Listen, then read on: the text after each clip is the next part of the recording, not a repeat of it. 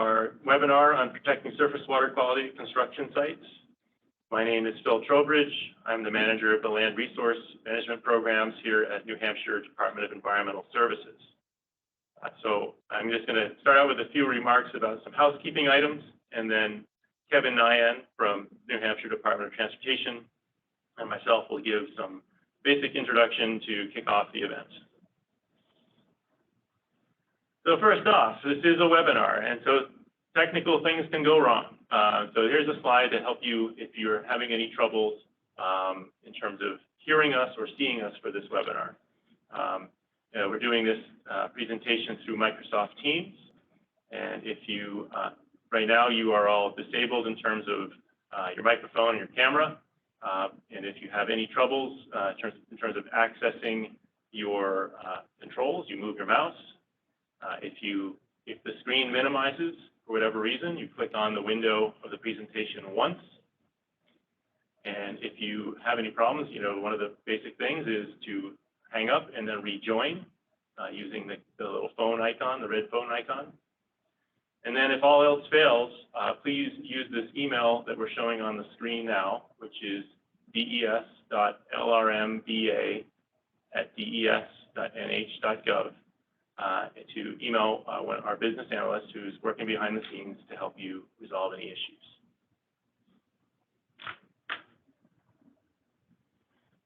The other housekeeping item is that how to handle questions. We are having 3 presentations today, and we'll see how we go in terms of time. We can handle some questions at the end of the presentations if they end a bit early. And then we also have 15 minutes at the end of the whole day for just the basic general Q&A for any questions you weren't able to get in after the presentations.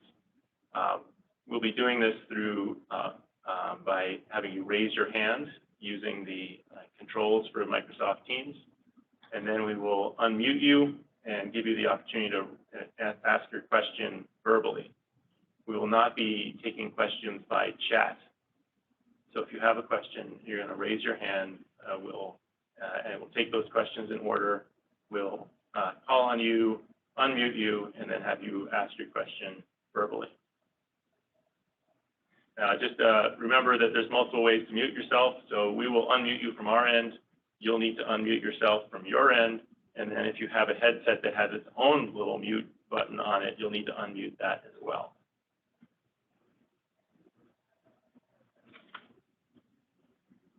Okay, so just a little bit about why we're here today and what we'll be doing.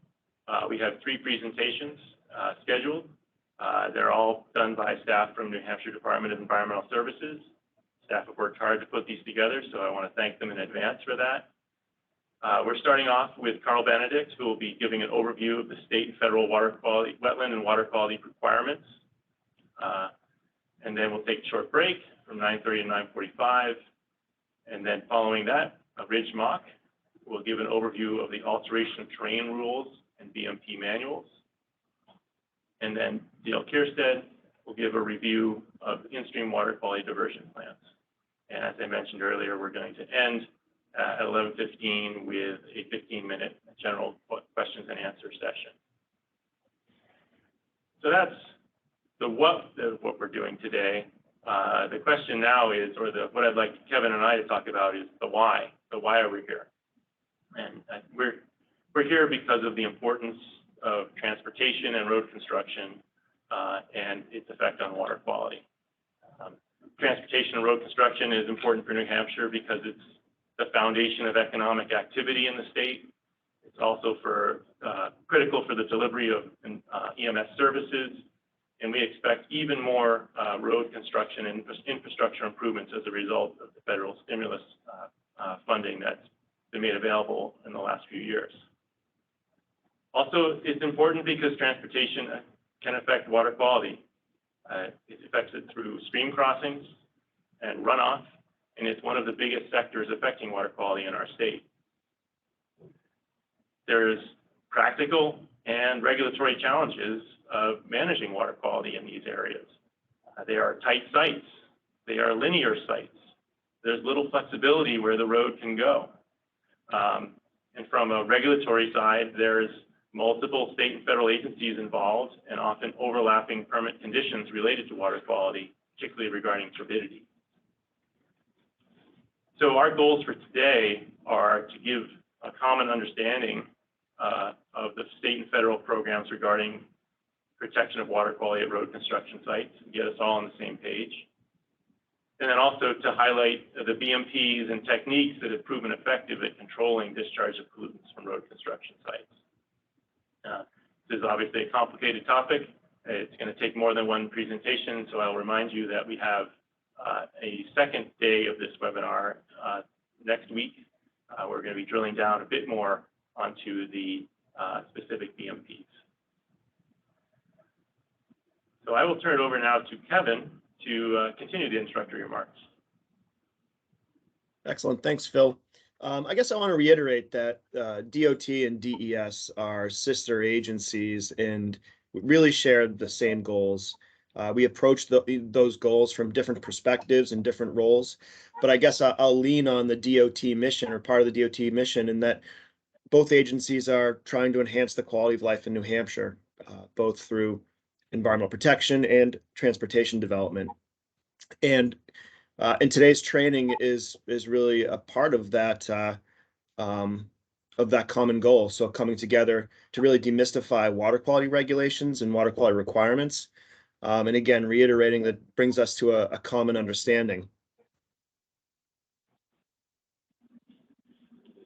So DOT and DES, the environmental sections, regularly meet to not only talk about things like this, the overall water quality, wetlands regulations, but really we evaluate and deal with project-specific concerns. And so it's over the last, I would say, short period of time, water quality is one of those areas where we could all benefit from a little bit more information.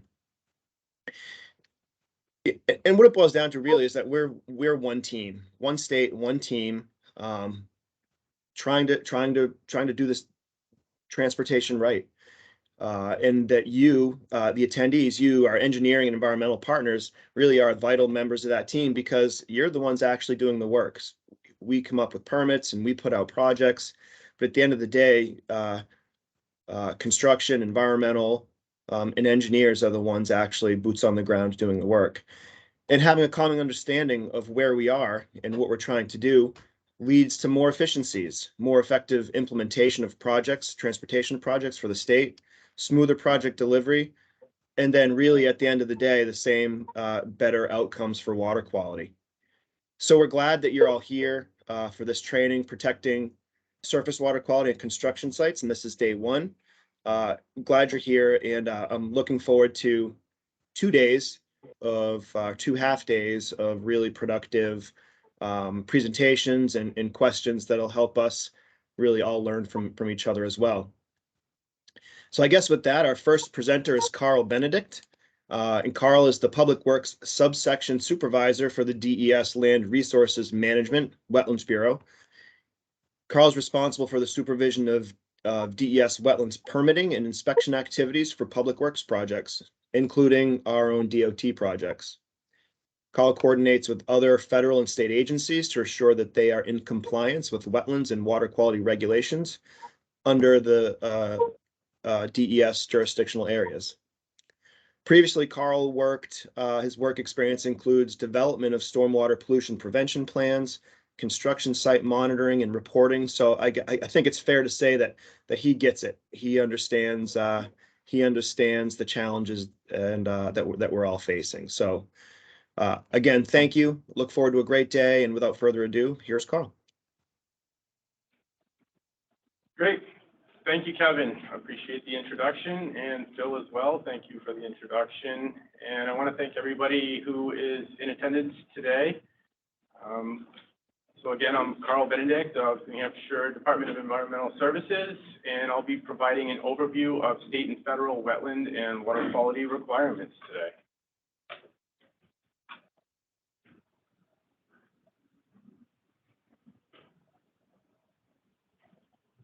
Some of the topics that we'll be covering will be a summary of federal water quality requirements, the legal references for authority to implement water quality conditions, I will attempt to identify some of the BMP manuals and associated DES, shoreland, and alteration of terrain program rules and wetland program overlap of water quality permit conditions.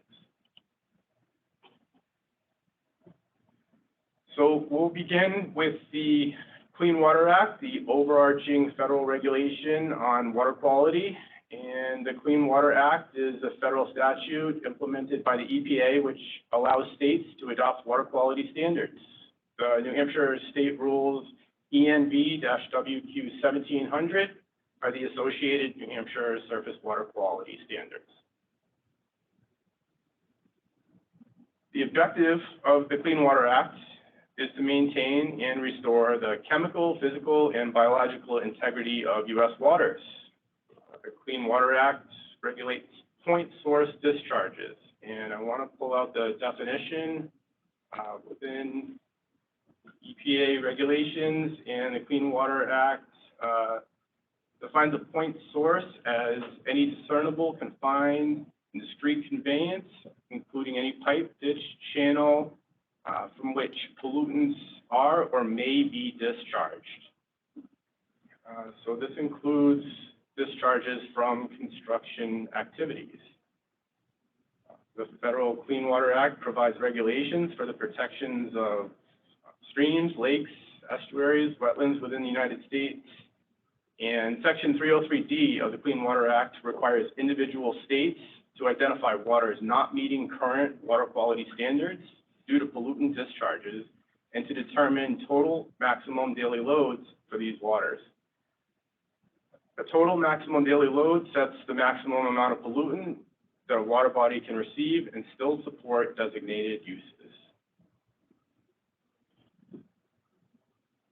So we'll now cover some of the requirements under the New Hampshire General Permit. And so New Hampshire is what's called a programmatic state, and this means New Hampshire has an agreement with the U.S. Army Corps of Engineers to conduct our permitting in a manner that fulfills the federal programmatic general permit program requirements.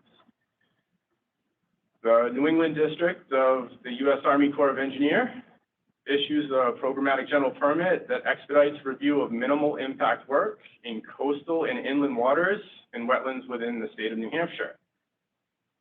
This New Hampshire programmatic general permit minimizes duplication between New Hampshire's regulatory program and the Corps regulatory program. The Corps may decide to take separate actions for a project, and the review from the Corps includes potential impacts to historic properties, impacts to U.S. refuge or sanctuary, essential fish habitats, threatened and endangered species spawning and breeding areas, scenery, and navigation. And the point that I really want to make throughout this whole presentation is really related to this slide where the New Hampshire Administrative Rules and conditions on permits duplicate the condition requirements in the New Hampshire General Permit. So I have on the screen just a shot of the New Hampshire General Permit and the Construction General Permit, and this slide is not intended really to be read through. It's just kind of a placeholder, but what I would like to reference would be that state and federal permits include the New Hampshire General Permit, the NHDES permit, New Hampshire Construction General Permit, and state wetland permits. The New Hampshire General Permit is applicable to all project types, minimum, minor, major, within wetland permits. And follows a project classification consistent with the New Hampshire DES administrative rules. What I would like to point out on this slide are the effective dates and expiration dates. So as you can see, the New Hampshire General Permit has expired, and I will scroll back to the previous screen. Currently, the New Hampshire General Permit can be found at this web address. The new drafts can be found down here at the new address.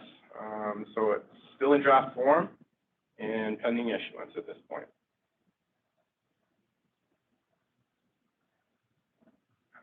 So I would just like to identify areas under the jurisdiction for the New Hampshire general permit. So less than 1 acre, greater than 1 acre will require a construction general permit. Our 401 certification and the construction general permit is triggered for uplands and for wetland impacts of 1 acre or more in size, and requires the following of a notice of intent, development of a SWIP plan, and all construction general permit standard conditions will be discussed by Dale Keirstead in a later presentation. The general permit activities will be reviewed by DES to determine if additional conditions and if individual 401 certification is necessary. General permit conditions apply to the state wetland permits. And I'd like to point out just a few of them. Water quality conditions are specifically applicable to essential fish habitat, rare, threatened, and endangered species areas. Noting condition 20 requires wildlife-friendly erosion controls and no dewatering discharge to waters or wetlands. It also requires the maintenance and removal of BMPs following construction. And condition 23, discharges to surface waters must meet the state water quality standards for ENV-WQ 1700, which identifies the anti-degradation standards for the state. Condition 24 includes time of year restrictions for limiting impacts to spawning and migration breeding areas as well. So the next portion of the presentation will cover some of the administrative, what we'll call department powers under the RSA for the department. And the section includes discussion on New Hampshire law authority for wetland condition requirements. Conditions apply to all work within jurisdiction. Water quality condition applies to surface water, drinking water, sanitary protection, and areas under the Shoreland Protection Act. Under RSA 482A6, the department, NHDES, may deny or require installation of erosion controls and turbidity controls to protect surface waters. And we will see later in the presentation that there are conditions associated with permits requiring this. Also note under 482A11, the department has the ability to implement conditions, and if a permit is granted, the decision from DES may contain reasonable conditions designed to protect the public good, including protection of water quality. Under ENV-WT 307.01, purpose and applicability, the purpose of this part is to establish conditions that apply to all dredging, filling, and construction activities in jurisdictional areas, regardless of primary purpose in such activities. These rules will apply to jurisdictional areas including wetlands, surface waters, all types forested wetlands, marsh, ponds, streams, and rivers. And the purpose of the water quality regulations will apply to all activity within jurisdictional areas, regardless of whether or not a permit has been obtained or what type of permit has been obtained. So it includes standard permits, permit by notification, statutory permits as well. So protection of water quality under ENV-WT 307.03A. No activity shall be conducted in such a way as to cause or contribute any violation to surface water quality standards specified under 485A8 or ENV-WQ 1700. I think this is especially applicable to our construction projects that the majority of us are working on and looking at relative to TOT. So again, 485 covers the surface water quality standards. 485C covers the ambient groundwater quality standards.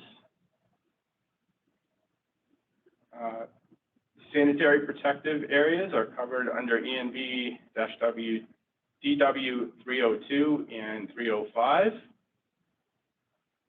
And again, any provision of RSA 485, ENV-WQ 1400, so at that point we're talking about the protected shorelands and limitations or regulations for water quality for activities within there. So the protected shorelands is an area that extends 250 feet from fourth order streams and large water bodies that require some additional considerations relative to water quality management and vegetation management. The key takeaway here is under 1404.01, protection of water quality. The shoreline program rules require, similar to the wetland program rules and alteration of terrain program rules, as well as the federal requirements, that no person shall undertake construction or any other activity in such a way to degrade water quality in violation of the water quality standards specified in 485A8 or WQ 1700.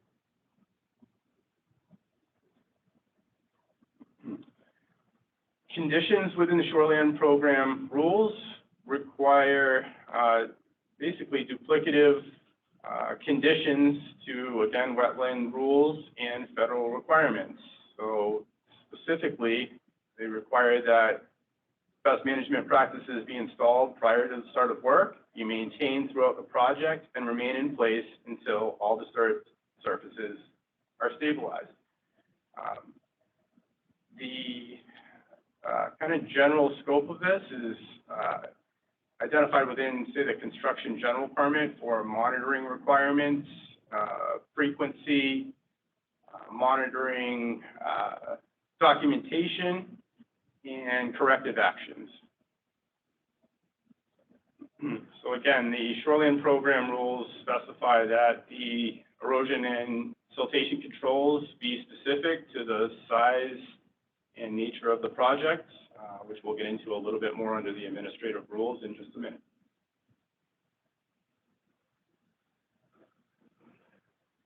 Under ENV-WT 307.03B, all work, including management of staging areas and soil stockpiles, shall be conducted so as to minimize erosion, minimize sediment transfer and turbidity, and using the techniques described in the alteration of terrain rules and best management practices. So I'll take just a quick minute to point out on the photo on the left, we're seeing some evidence of rills from an active construction site. And I think the point here goes to the requirement for adequate nature and size of BMPs, but I will follow up with this slide in just a minute as well regarding the corrective actions. So moving through our agenda, I'll now cover some of the BMP manuals and alteration of terrain requirements for water quality BMPs. So there are multiple manuals, best management practice manuals available for different construction activity types. And these manuals are available on the DES website and are also listed in Appendix B of the administrative rules. They include BMPs for trail construction and maintenance, routine roadway maintenance, wetlands best practices and best management practices and practices for agriculture and utility projects as well. Within the manuals, there are specific BMPs identified. There are descriptions on wetland types and plenty of information on requirements within the manuals.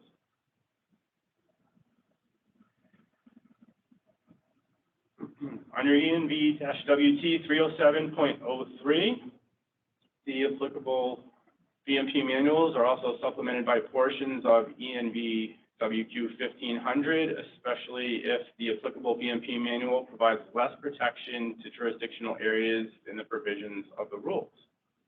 So under the alteration of terrain rules, which you'll hear more about from Ridge Mauck coming up soon, we have specifically 1505.02, required construction practices, 1505.04, stabilization practices, 1506, methods for erosion and sediment control during terrain alteration activities. So these get at the temporary BMPs, and Randall Shuey will be providing in-depth discussion on this at the next training session. And ENV WQ 1508, the permanent methods for protecting water quality, where Jamie Poole will be talking primarily about the permanent BMPs in his training session on the 23rd. So examples of temporary BMPs are listed in the column on the left under 1506, and examples of permanent BMPs listed on the column on the right under 1508. Again, we'll be more into depth in these in later discussions. For now, just giving reference to some administrative rules, best management practices, and really identifying some of the overlap between wetlands rule conditions and alteration of terrain rule conditions. So coming up next will be some of the summary on administrative water quality rules. We'll start with ENV WT 307.03C. Water quality measures means methods, practices, and devices that are designed and implemented to prevent or minimize erosion, siltation, or turbidity, or any combination thereof. The term includes, but is not limited to, phased construction, so construction sequencing being a primary asterisk, vegetated filter strips, geotextiles, sill fences, stormwater detention and infiltration systems, sediment detention basins, and any other method, practice, or device identified in ENV WQ 1506 or 1508. So this section requires that erosion control and water quality devices be selected and implemented based on the size and nature of the project and physical characteristics of the site, including slope, soil type, vegetative cover, and proximity to jurisdictional areas. And so using our example, specifically the size and nature of the project, in this case, it looks like water is coming from just about every direction, falling from the sky, eroding over the slope, and saturating the toe slope. So stability will be an issue. At this point, there's some slope vegetation, maybe some hay mulch on there as well, which didn't support the what I'm assuming to be heavy rains in this situation. But I will come back to this slide in just a minute with some additional coverage. So under ENV-WT 307.06, activities within the jurisdictional areas with potentials to impact water quality on rare, threatened, and endangered species. So the rule states that no activity shall jeopardize the continued existence of a threatened or endangered species proposed under the Federal Endangered Species Act, New Hampshire State Endangered Species Conservation Act, or New Hampshire Native Plant Protection Act. And so what this means is during permitting, if there are rare, threatened, or endangered species identified on a Natural Heritage Bureau data check tool, that conditions may need to be applied to protect that species. Coordination directly with New Hampshire Fish and Game or the New Hampshire Natural Heritage Bureau for those recommendations and BMPs should be obtained and implemented within plans and for permitting and conditioned accordingly. The use of specific BMPs may be necessary to protect wildlife.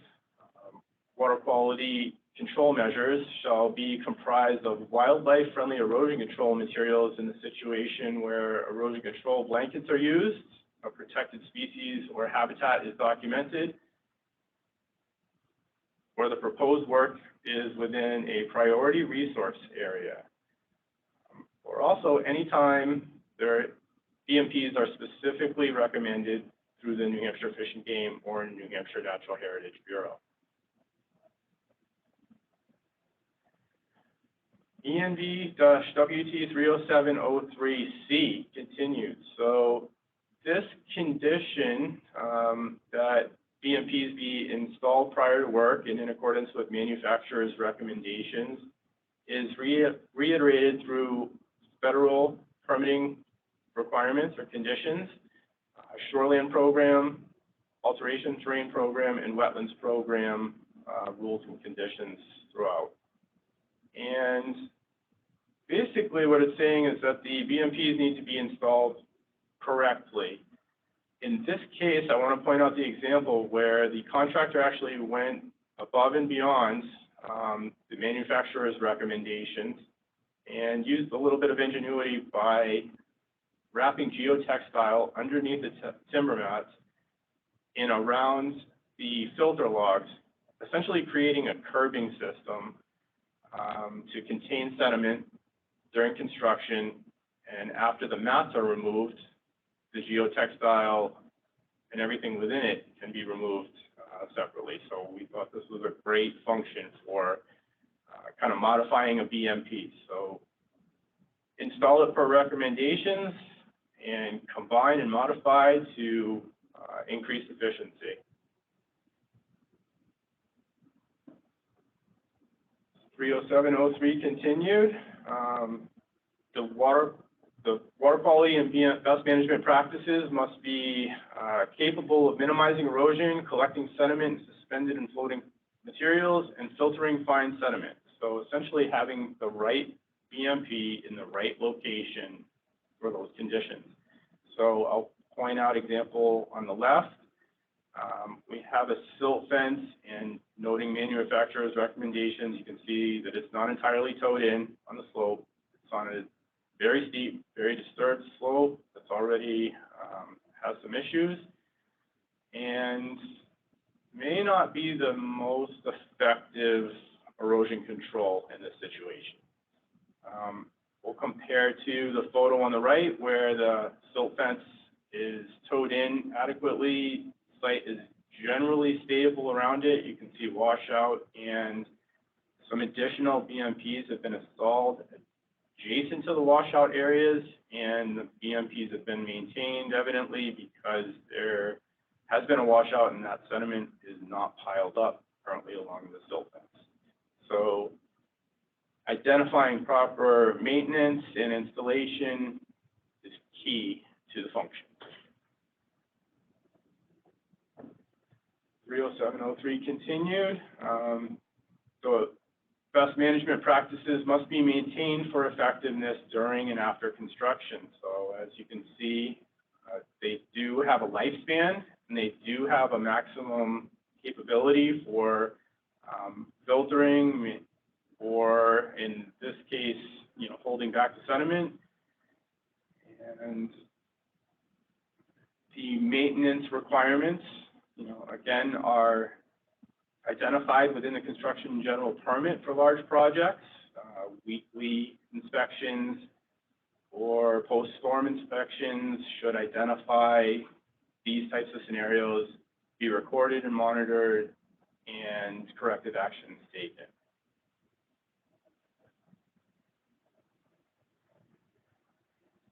ENV-WT 30703D requires that the maintenance be performed with sufficient frequency to prevent discharge of sediment and placed in an uplands to prevent continued erosion into surface waters or wetlands. So in this case, we can see very heavily laden sediment coming from the left side, the uphill slope.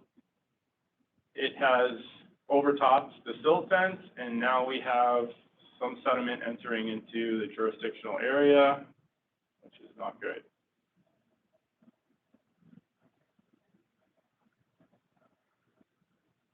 The best management practices should remain in place until the site is stabilized, and that means through the administrative rules that 85% coverage through vegetation has been achieved, or a stable condition comprising of 3 inches or more of non-erosive materials have been laid on the slope or site. Going back to our original slope photo where we had rills, there have been some corrective actions identified here.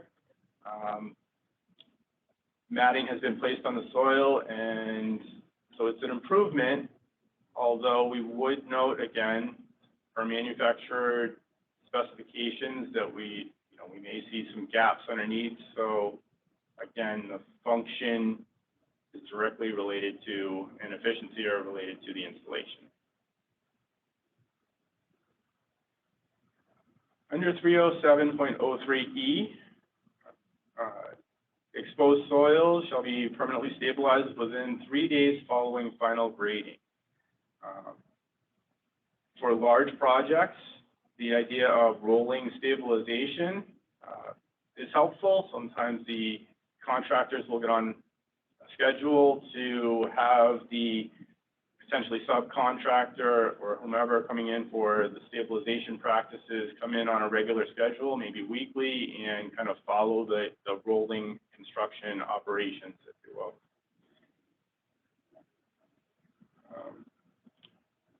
The soil stabilization must also be maintained for long-term shutdowns, for example, winter conditions.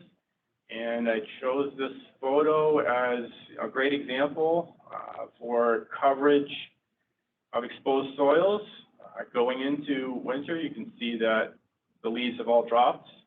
So we won't be getting any more vegetation or stabilization at this site prior to winter conditions. So the contractor has installed matting and stabilized essentially all open areas.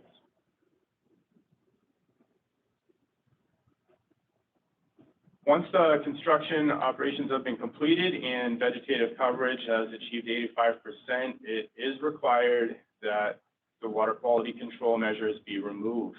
And so I'd really like to asterisk this one, as I'm sure we've all seen on occasion, some BMPs left in place, and understandable because they are typically full of sediment and very difficult to, number one, access, number two, move, and three, dispose of. But I would like to reiterate this condition that is duplicated in the federal requirements as well as state requirements.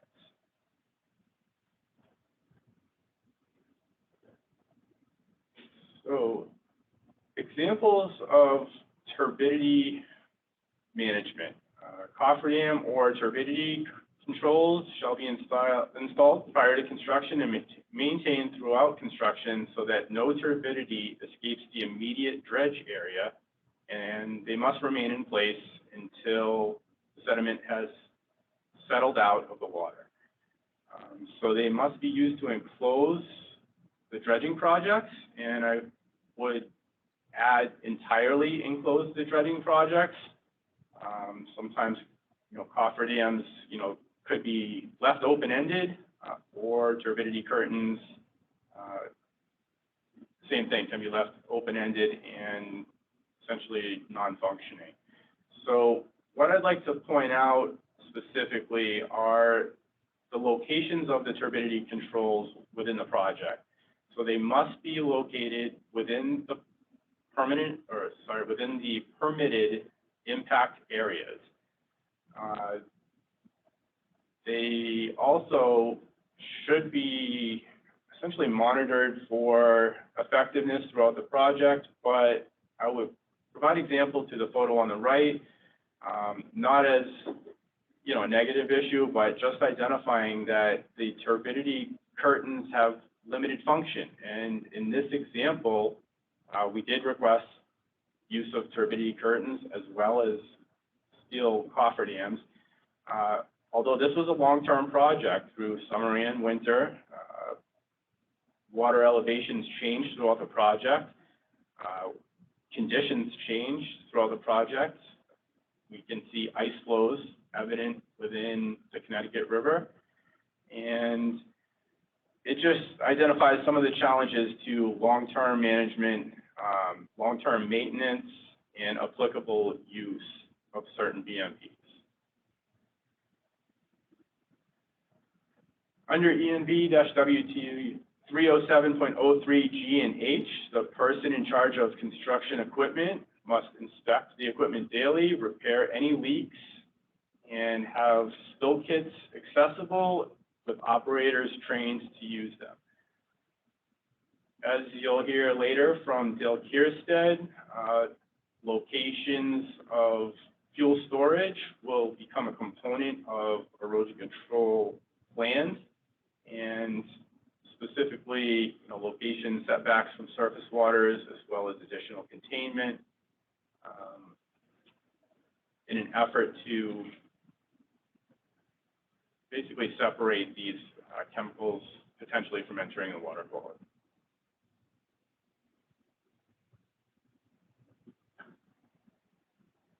ENV-WT 307.04 introduces the avoidance and minimization requirements related to protection of fisheries and breeding areas. So works such as excavations, deposition of dredged or fill materials, or other activities that could contribute suspended sediment in jurisdictional areas that provide value as migratory areas or fish spawning or nursery areas must be done to avoid and minimize the discharges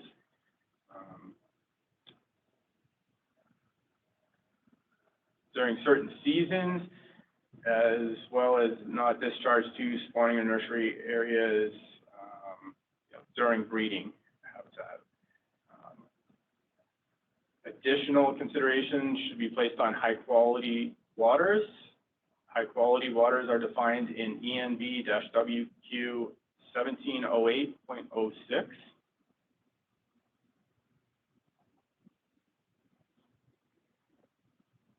And again, these BMPs and work should be designed to avoid and minimize discharges through placement of dredge material to breeding or spawning habitats and protecting high-quality waters. In addition to all other applicable conditions in this part, the following conditions apply to dredging activities. So work must be done during low flow or in the dry to prevent seepage or overtopping of the water quality controls. So the elevations of the cofferdams must be considered, the time of year, flow, and essentially seasonal rainfall events should also be considered. The turbidity controls must be installed prior to construction and maintained throughout construction so that no turbidity escapes the immediate dredge area, and must remain in place until suspended particles have settled out. This is, again, a condition that is reiterated through federal conditions, the New Hampshire General Permit, Construction General Permit, and state rules.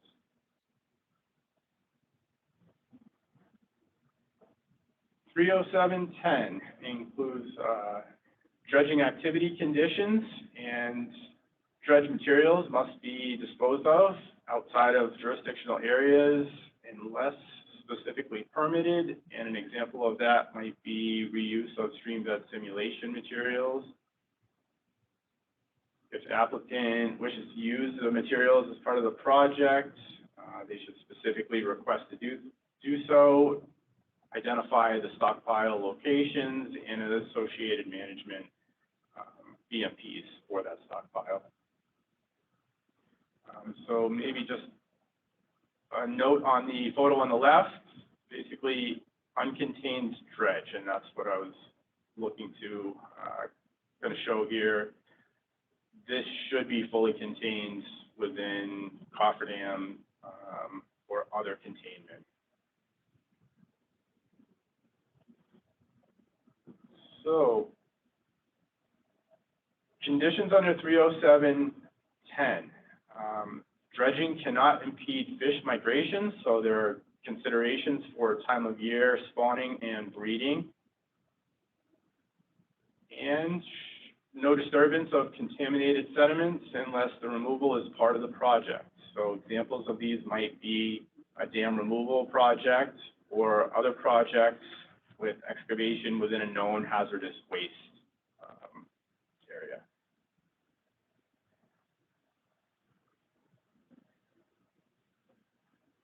Specific time of year restrictions are listed in the administrative rules relative to non-tidal areas. So between October 1st and March 31st in cold water fisheries, or in March or April for rainbow smelt habitat. So a couple of the resources that I might point people to would be, through example, the Wetland Permit Planning Tool has layers on documented and predicted cold water fisheries. New Hampshire Fish and Game also has a mapper identifying far more species and far more detailed information regarding the species within water bodies and essentially the time of year restrictions that may need to be implemented.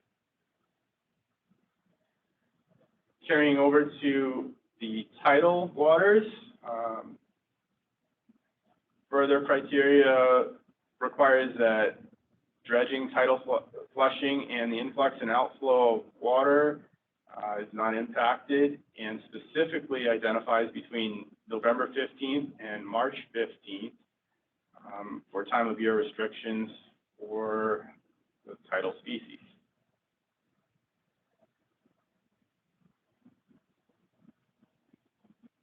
Requirements for fill, ENV-WT 307.11. Really just noting that the fill must be clean sand, gravel, rock, or other material.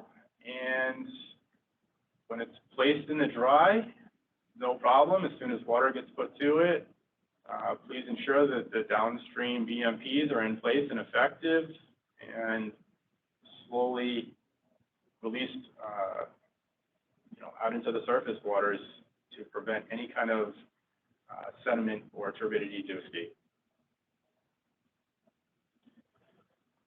So I'll now cover a rule specific to public highway projects, ENV-WT 527.05. And this rule requires that permits are contingent on review and approval by DES of final stream diversion and erosion control plans that are in accordance with the AoT rules. Dale Keirstead will be getting into this topic coming up soon. But the erosion control plan, water diversion plan approval is required per this rule and in accordance with a memorandum of agreement for timeframe reviews within 14 days by DES for DOT projects.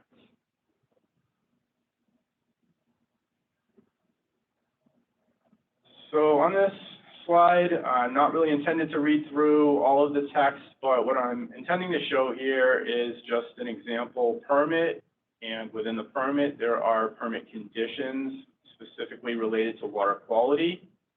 And again, these permit conditions correlate to the New Hampshire General Permit, Construction General Permit, and other state administrative rules. And basically are the list of rules that we just went through implemented as conditions on a permit. So in summary, we have looked at the other federal permits that are applicable to work within jurisdictional areas, the federal and state permitting requirements, protection of water quality conditions, the public highway project plan review requirements, and we've taken a look at the New Hampshire wetlands permit and associated conditions. So at this point, I think we can move on for questions, but I'll turn it over. Great, thank you, Karl. It was an excellent presentation. We do have about 9 minutes for questions.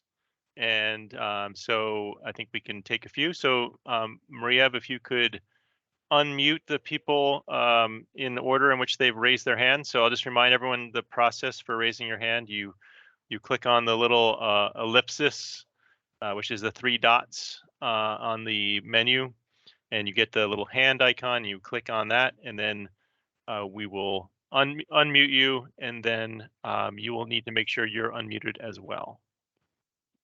So Maria, if you could unmute whoever is first with their hand up.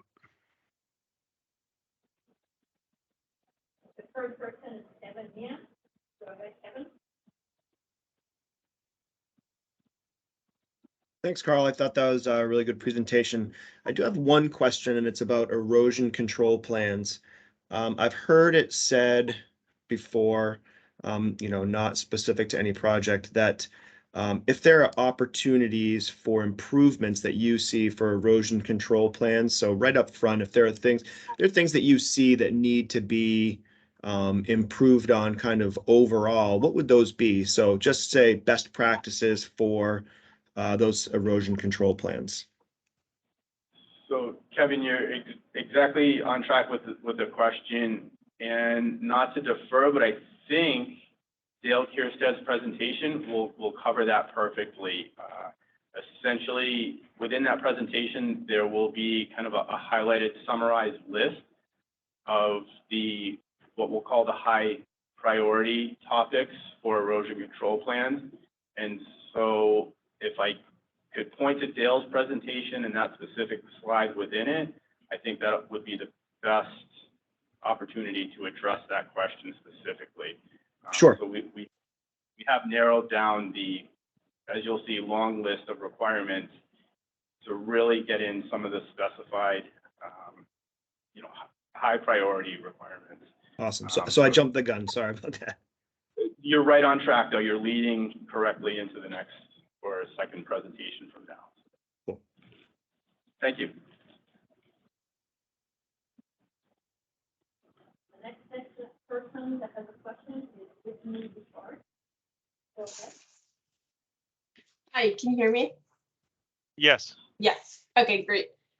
Yeah, we're right now in the middle of doing a wetland permit, and it requires the New Hampshire general permit, which you said just expired. So would we be operating on the one that just expired or the one that's pending approval? So there is a gap. That's a great question.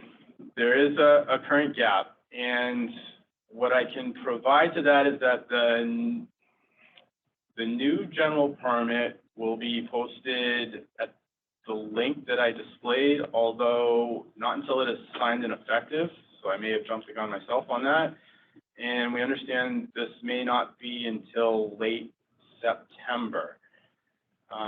So as to projects in the interim, there may be some additional coordination required with the Corps. Okay. I think that's where I would start. Okay, thank you. Yeah, I mean, Whitney, if I could add to that, basically, if you haven't received the Corps approval already, you would need coverage under the new GP or an individual permit from them. But we expect that GP to be in place relatively soon. And so I think if you're working on an application now, it shouldn't be a problem for you. Okay.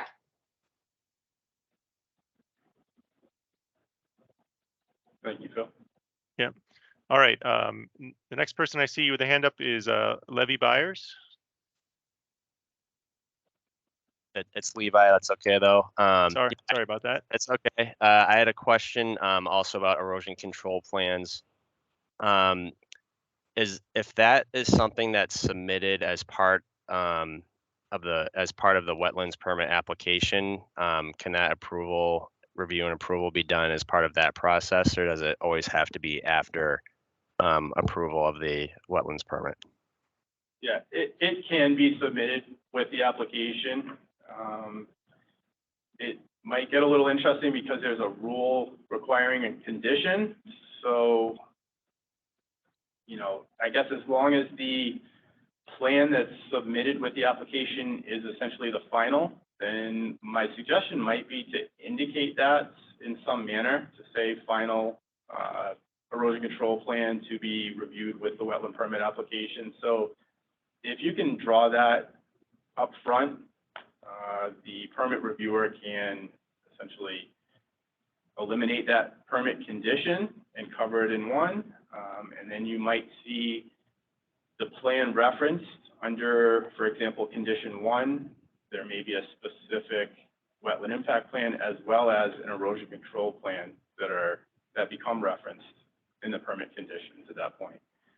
So short answer is yes, the plan can be submitted with a wetland permit application if it's the final plan. My comment to that is sometimes when these projects go out to bid, the contractors sort of like to have their final say.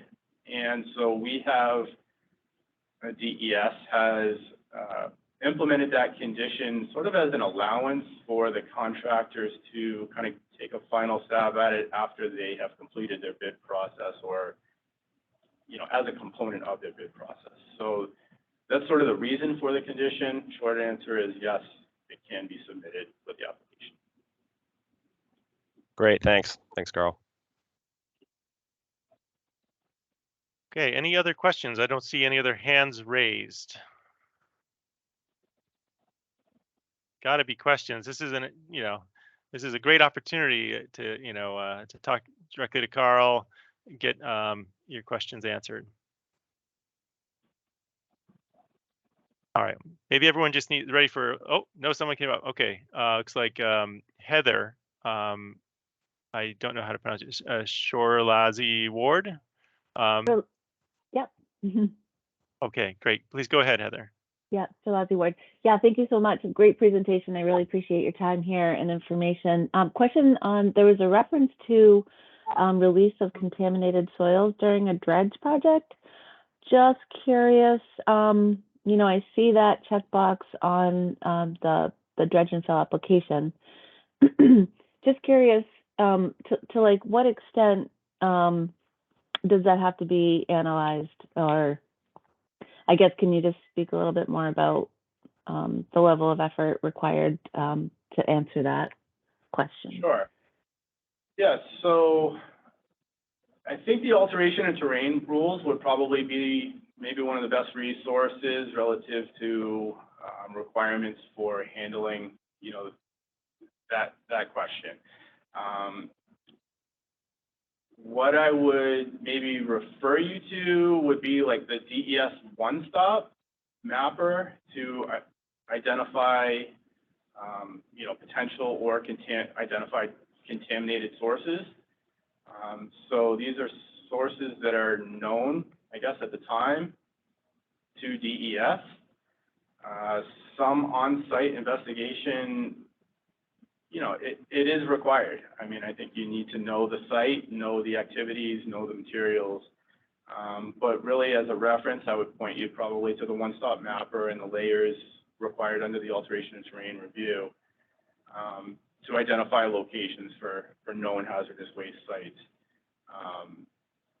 The other reference that I might point to would be in the dam removal or projects. There is a sampling requirement, I believe, for soils behind the dam or in front of the dam, I guess, if you will. Those are really probably the two references that I could point to. So really, it's through a desktop review initially, using one-stop, and then secondarily through specific site resources to identify any potential contaminants there. Does that maybe get at like the resources you were looking for? Yeah, exactly. That was a perfect answer. Just one quick question. The sampling requirement, I missed where you said I could find that. Sorry, I don't have a specific reference for it, but within the dam removal project criteria, there's conditions for dam removals, and if you'd like to send me an email, I can get you a more specific reference. I don't have it in front of me, but project activities for dam removals, I want to say it's in the 500 section. So ENV-WT 500 and something, relative to dam removals, and there are requirements for sampling within that. Okay, super. Thanks very much. Appreciate it. All right, so I think we're ready to take the break here. Karl, if you could give your email address, perhaps, so that people could reach out to you with individual questions. Yep, absolutely. It's Karl, K-A-R-L, .Benedict, B-E-N-E-D-I-C-T, at DES.NH.gov, G-O-V. Okay, great. So then let's take a short break. We're going to resume at 9:45 with the presentation by Ridge Mauck regarding the alteration of terrain rules. So we will just be a little bit of dead air here for about 15 minutes, gives everyone a little bit chance to stretch, and then resume at 9:45 promptly. Thank you. Also on the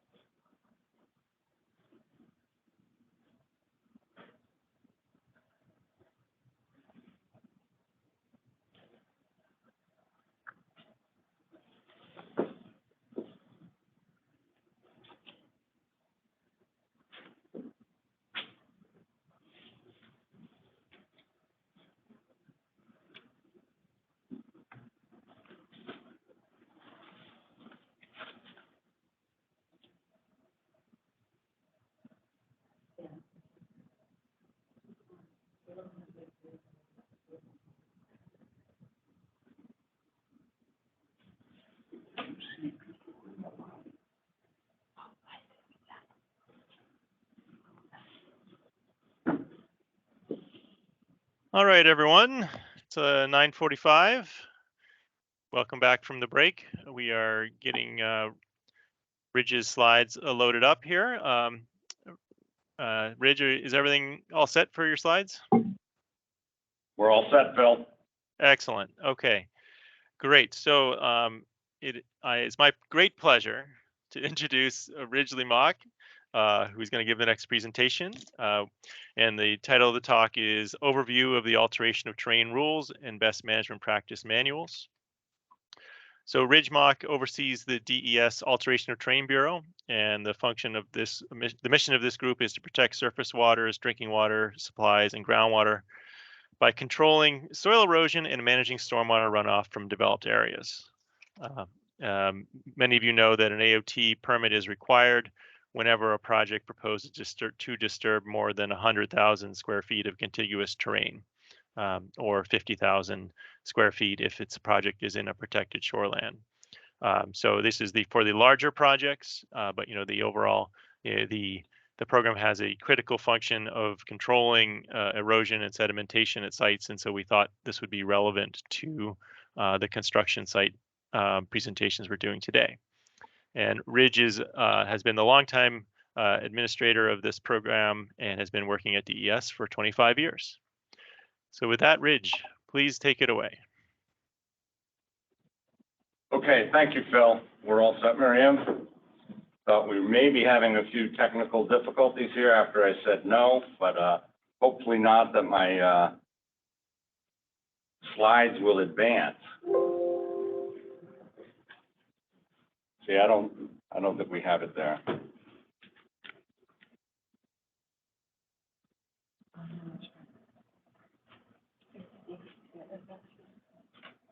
These two? Okay. Okay, I think we're on board. It's probably operator malfunction. Thank you, Phil, for that introduction. And thank you, Karl, for your earlier presentation. As Phil indicated, I'm the administrator of the Alteration of Terrain Bureau. And today, although my title slide doesn't match the agenda, basically going to be talking from an overall view of how the alteration of terrain permitting program ties into the need to protect water quality in the state of New Hampshire. So without further ado, I am going to probably speak in a more global sense, if you will, or as people say, the 30,000 square foot or 30,000 foot view. Karl did a great job, and frankly, I learned quite a bit as to how descriptive the wetlands rules are, and perhaps that explains a little bit of wetlands rules being quite a bit larger than the AoT rules in the sense of number of pages in the document. But I am not going to get into that level of detail because, of course, it certainly applies to wetlands, and a lot of times wetlands projects are embedded, if you will, within an AoT project. You need both permits. But let me talk a little bit about the AoT rules. So, what's the purpose? What are we trying to accomplish here? Well, first off, as Phil, I think, stated in the introduction, it's basically to protect drinking water supplies, surface waters, and groundwater. And we all know how interrelated those are. So I have the statute up there. It's 485A17 is the terrain alteration statute. But the purpose is to implement the intent of 485A1, which goes on to say, gives the authority to the department to implement the necessary rules to accomplish that purpose. And, authority could be looked at a couple different ways. That I foresee in the analogy of the commissioner. All rules certainly has to go through a process. They are through the commissioner's office, ultimately at the end before we go through the legislative process. But then lower down the food chain, we have the Bureau, or yours truly, the Bureau Administrator. has some responsibilities for implementing the rules and making sure that we convey that through accurate, concise rules. So AoT permit criteria, this is the rule 150302 that describes where a permit is required. So I'm not going to read it, but it's basically letting you know that if you're undertaking construction in or on the borders of surface waters, and I'll define that further, or if you are significantly altering the characteristics of the terrain, you need to be covered by a permit of some sort. And we have a couple different permits. There's permit by rule, there's timber harvesting permit, or the alteration of terrain permit. Why do we have this? Once again, it's to protect surface waters, groundwaters, and drinking water. Now, especially for this audience, I want to point out that the statute allows the agency, DES, to exempt other state agencies. We have, many years ago, exercised that exemption to DOT. But the important thing to note here is the exemption exempts the agency, in this case DOT, from having to pay fees for permits or for obtaining the permit. But the important thing to note, the department only issues such an exemption if the other agency has incorporated substantially equivalent practices. So we've worked over many years with DOT.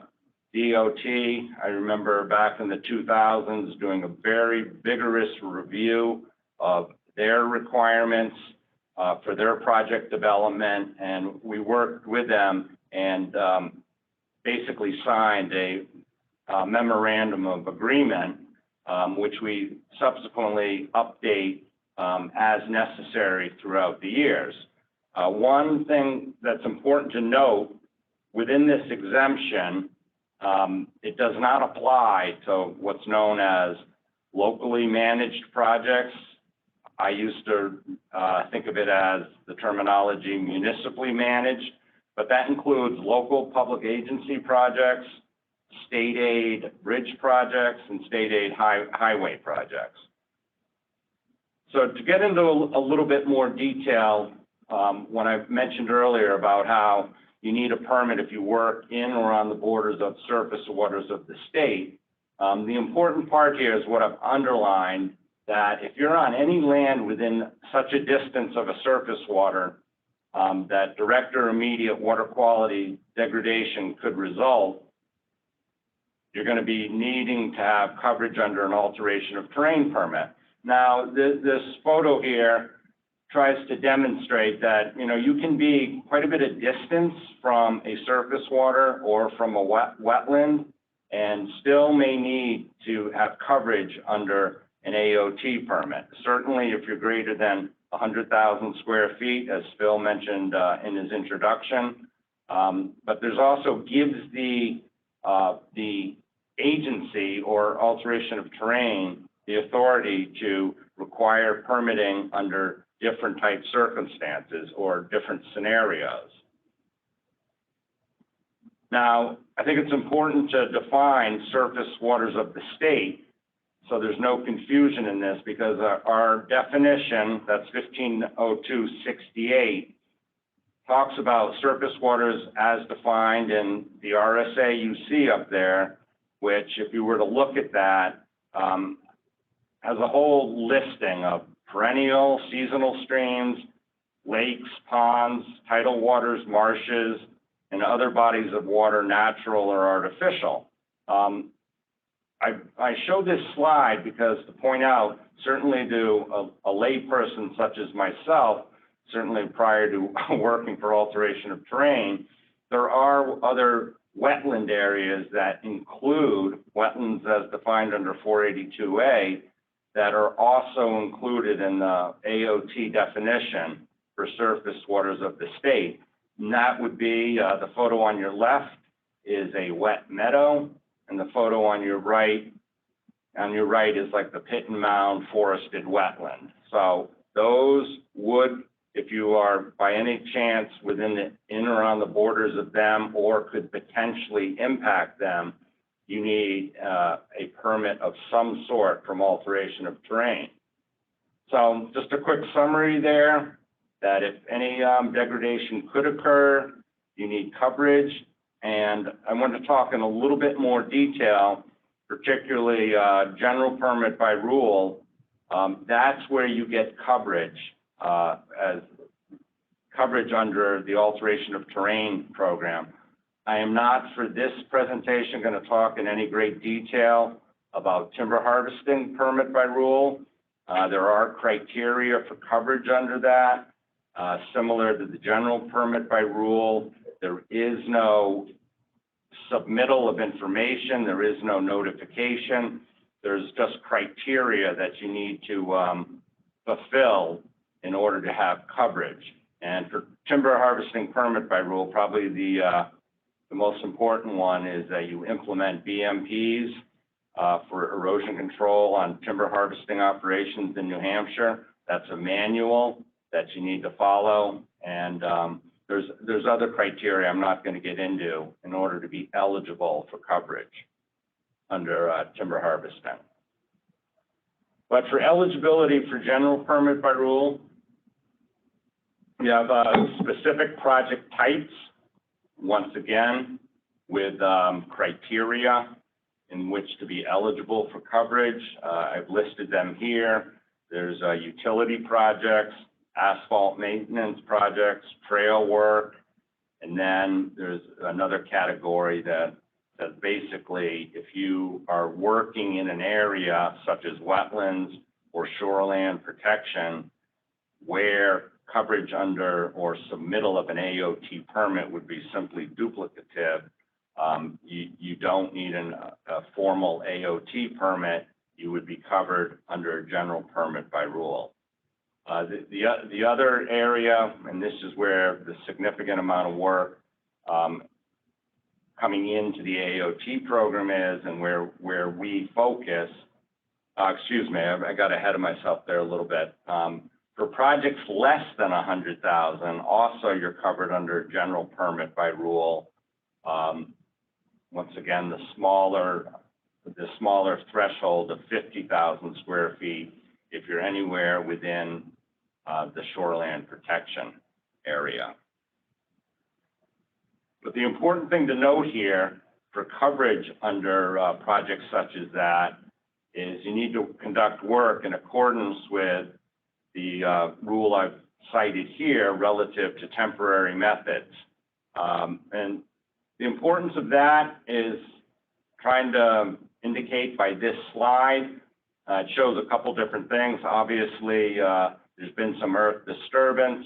It's in very close proximity to surface waters, and this is not meeting the criteria for, if there's an attempt at temporary methods, but a little bit lacking here, I guess I would say. And a thing I want to point out about this, this is seen more often than not, is, and Randy Shuey will be talking in a lot more detail about this in his presentation next Friday.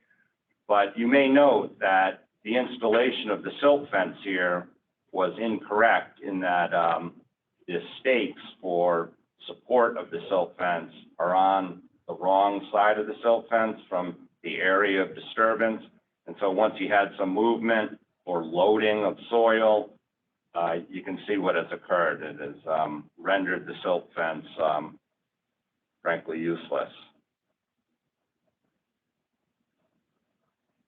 So getting into the AoT permit, and this is projects of greater than 100,000 square feet or 50 if anywhere within the protected shoreland. There is a smaller threshold, if you will, steep slope areas.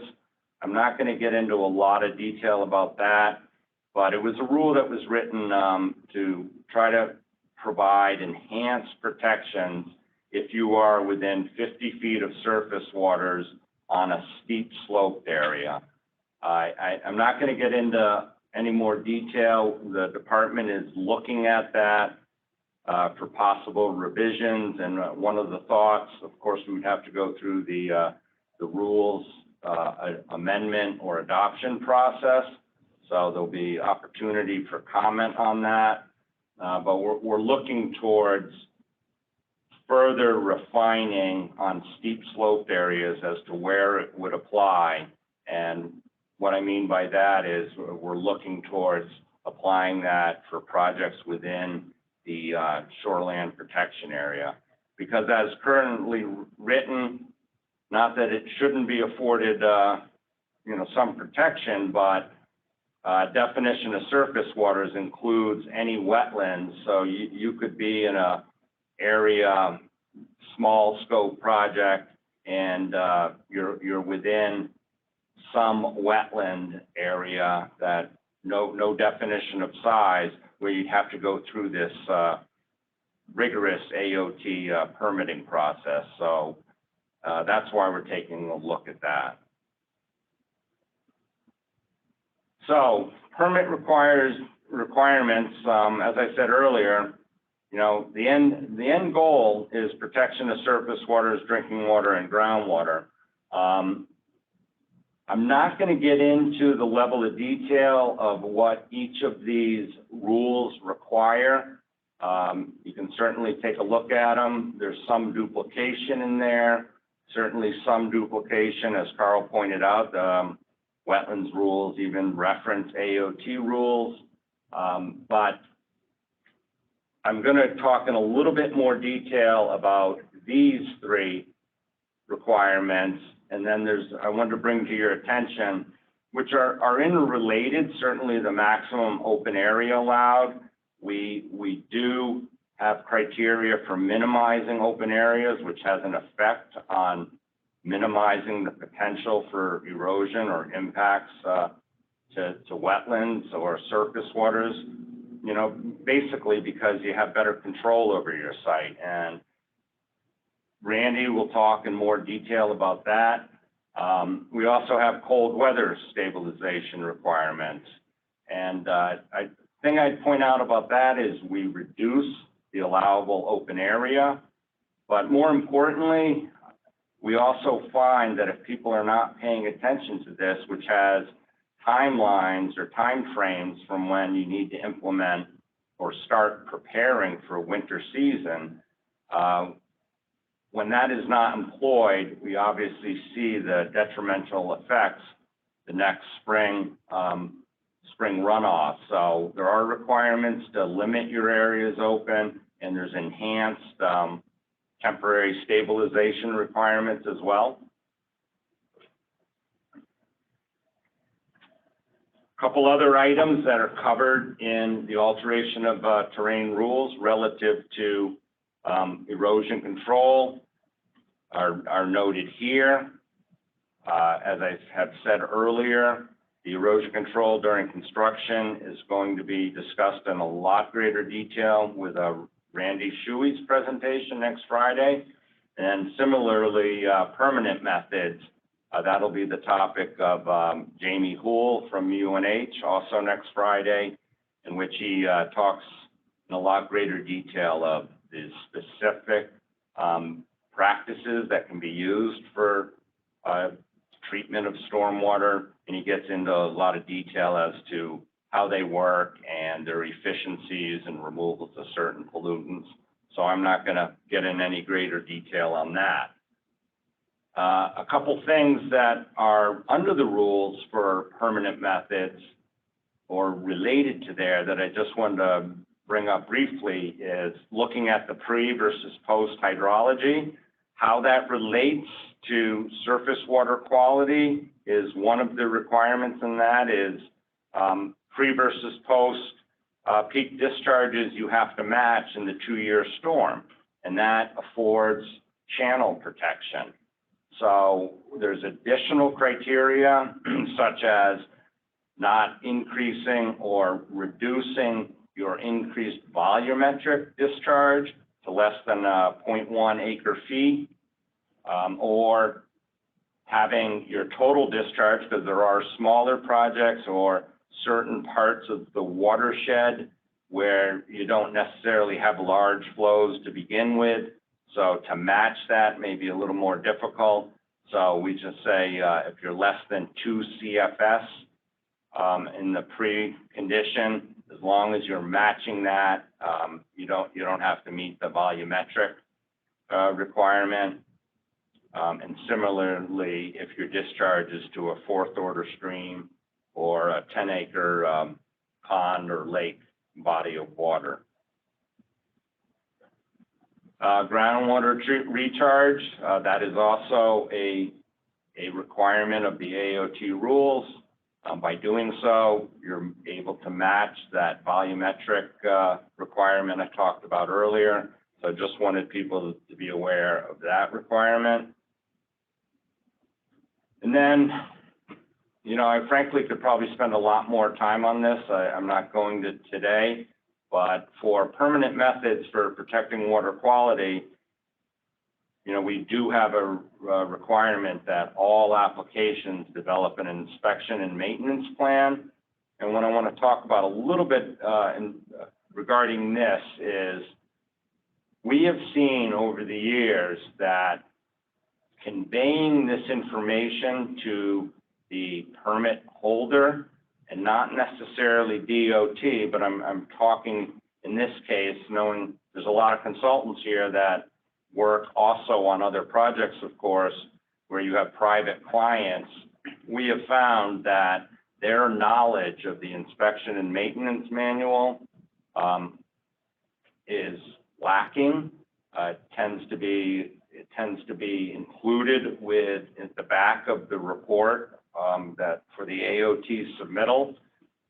This is a very important item for long-term protection of surface waters, because these facilities that are well designed, well constructed, they need maintenance.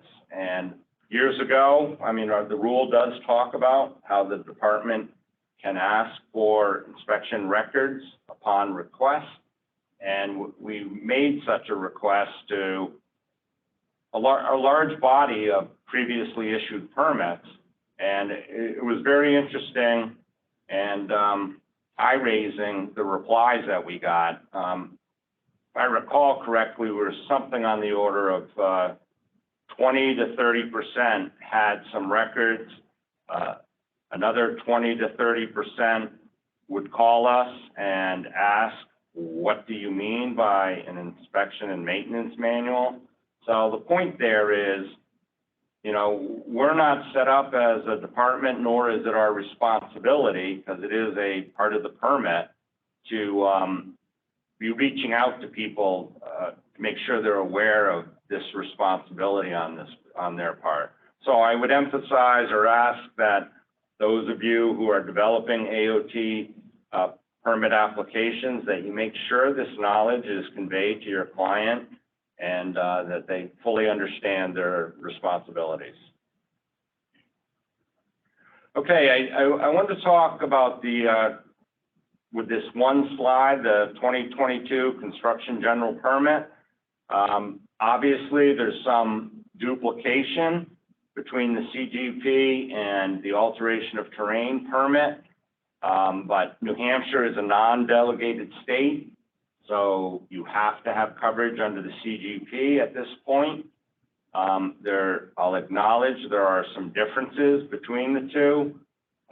There's some significant differences. A couple I'll note is there's some disparity or differences between inspection frequency, documentation requirements, but the key point here, for those who are not aware, and I assume certainly this group is, if you need an AoT permit as opposed to a general permit by rule, but you're covered under an AoT, you're already in the realm of needing coverage under a CGP, because their threshold is 50,000 square feet versus, you know, the AoT of either 100,000 or 50,000 square feet in the protected shoreland.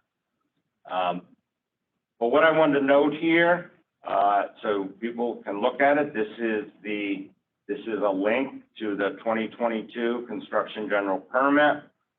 And within that, there's more detail than the 2017 of what comprises the stormwater team. And this gets to inspections under that program, which, you know, you could say would be some mimic of what AOT requires, but I thought it would be helpful to present this for those who aren't aware.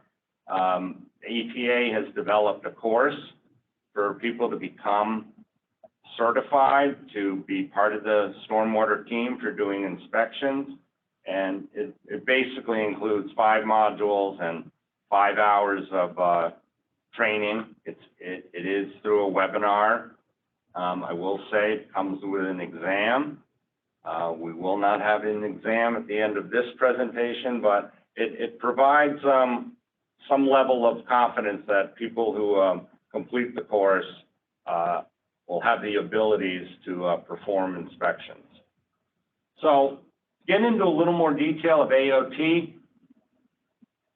And I'm not citing all the rules. We all can go to the rules. I really want to look at this more as highlighting a couple ones that I think are quite important, but more importantly, what I really want to emphasize through my discussion of these next few slides about construction practices is the role that the consultant can have in making sure that, one, your client, and here again, I know in cases and working for DOT, your client is very knowledgeable. DOT has a Bureau of the Environment. They have contract administrators. So the connection there is really quite good. Certainly for all the projects that come across our desk, we don't necessarily see such a connection. And so the point being here is where there's opportunity, and certainly for the protection of your client, private client, I would say that these are very important things for them to convey during contractor selection, or if you're still on board for the construction phase of a project, that you have the ability to be involved and convey some of these certain points to the contractors. And I've listed them here. I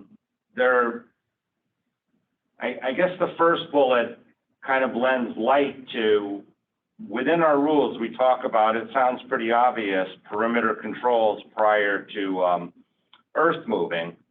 But what's important to note here, and under the CGP, the Stormwater Pollution Prevention Plan, I recall them mentioning, or at least during discussions about how a SWIP or any kind of construction plan should be a living document.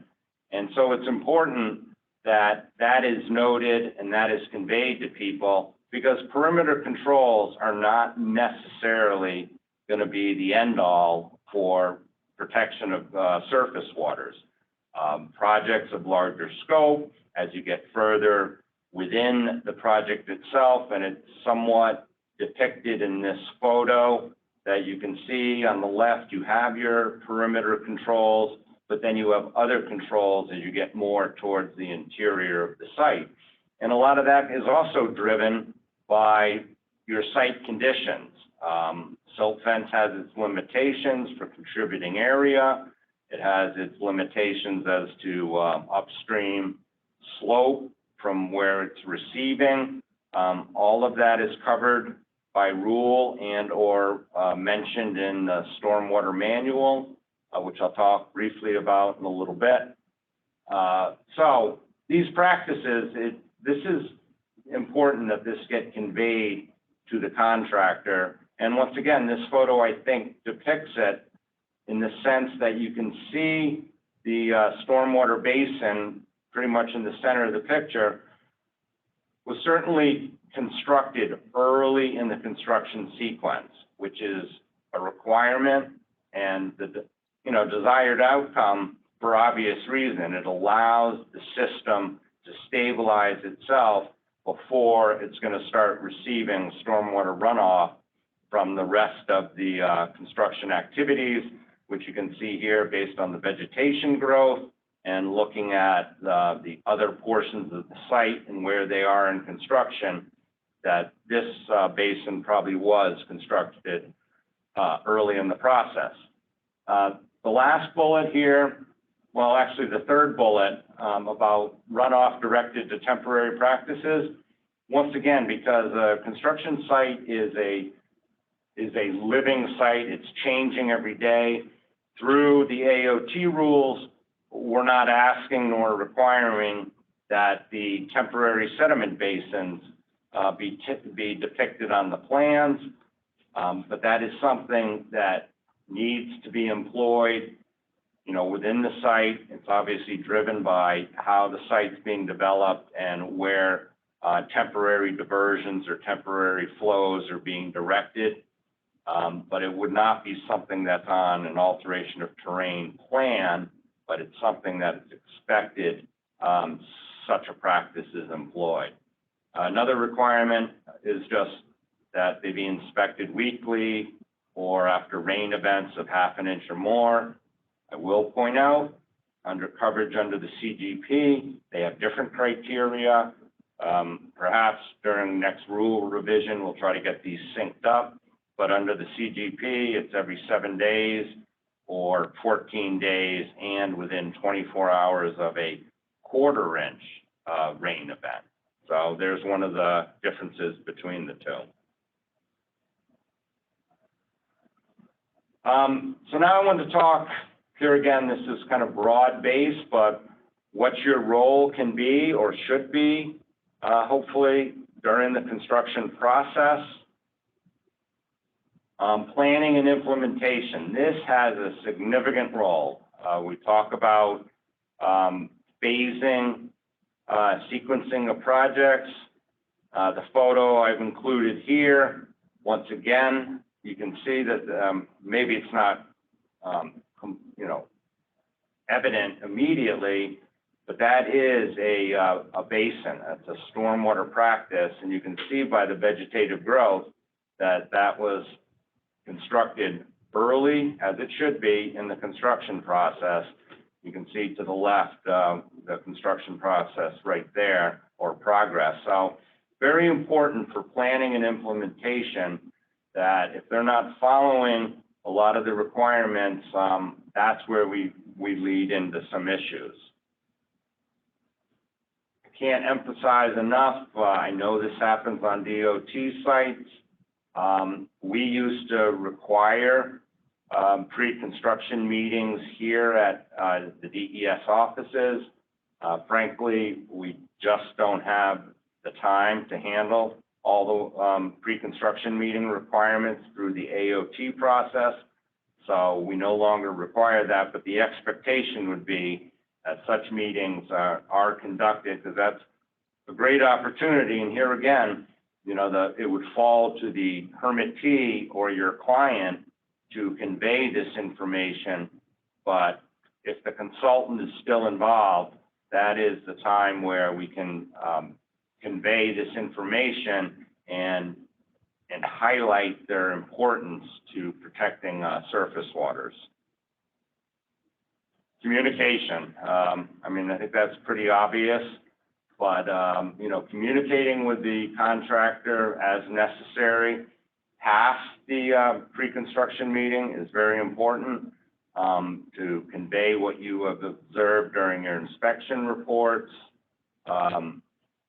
Convey what you've seen. Someone should be tracking weather forecasts. That can have a huge role. To get caught by, in today's world, by a thunderstorm is really pretty inexcusable, because at least they're predicted, if not, within an hour or two, but we certainly know in advance if it's in a forecast. And, construction processes should address that.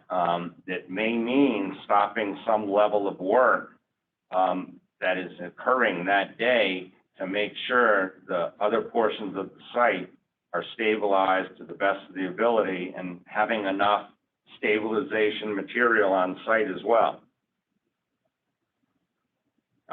And it's all related to phasing and sequencing. I throw that back up here again as a consultant or monitor role, because, you know, we may see a plan that has some phasing and sequencing on it, but once again, that could change due to the construction process. And it's important to remind the contractor and work with the contractor if such phasing and sequencing plans need to be adjusted. A few more things I want to talk about here about your role or potential role is, you know, stabilization during the construction process. This is a rule.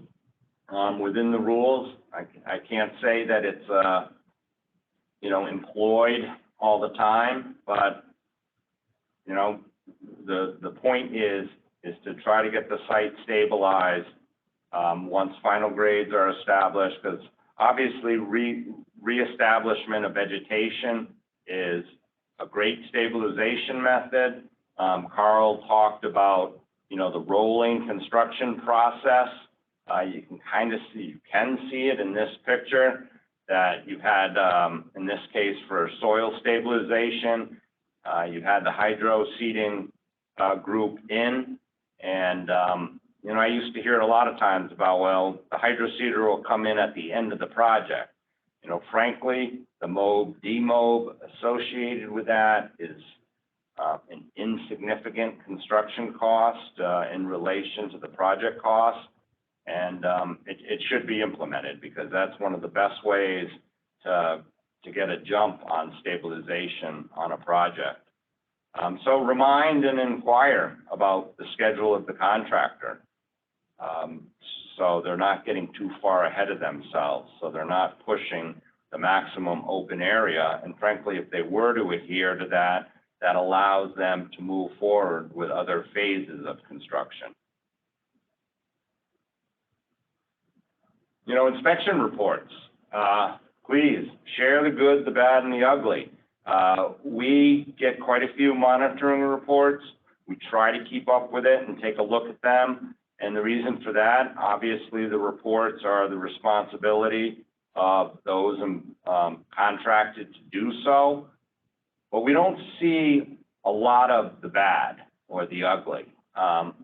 Perhaps that's because sites are all under very good control, but you know, there's certainly nothing wrong. We want to see where the problematic areas are. Sometimes you can use DES to try to you know, perhaps prod a contractor. We look at the reports, and I myself, if I see something, we're certainly going to want to be able to react through our compliance to heighten awareness.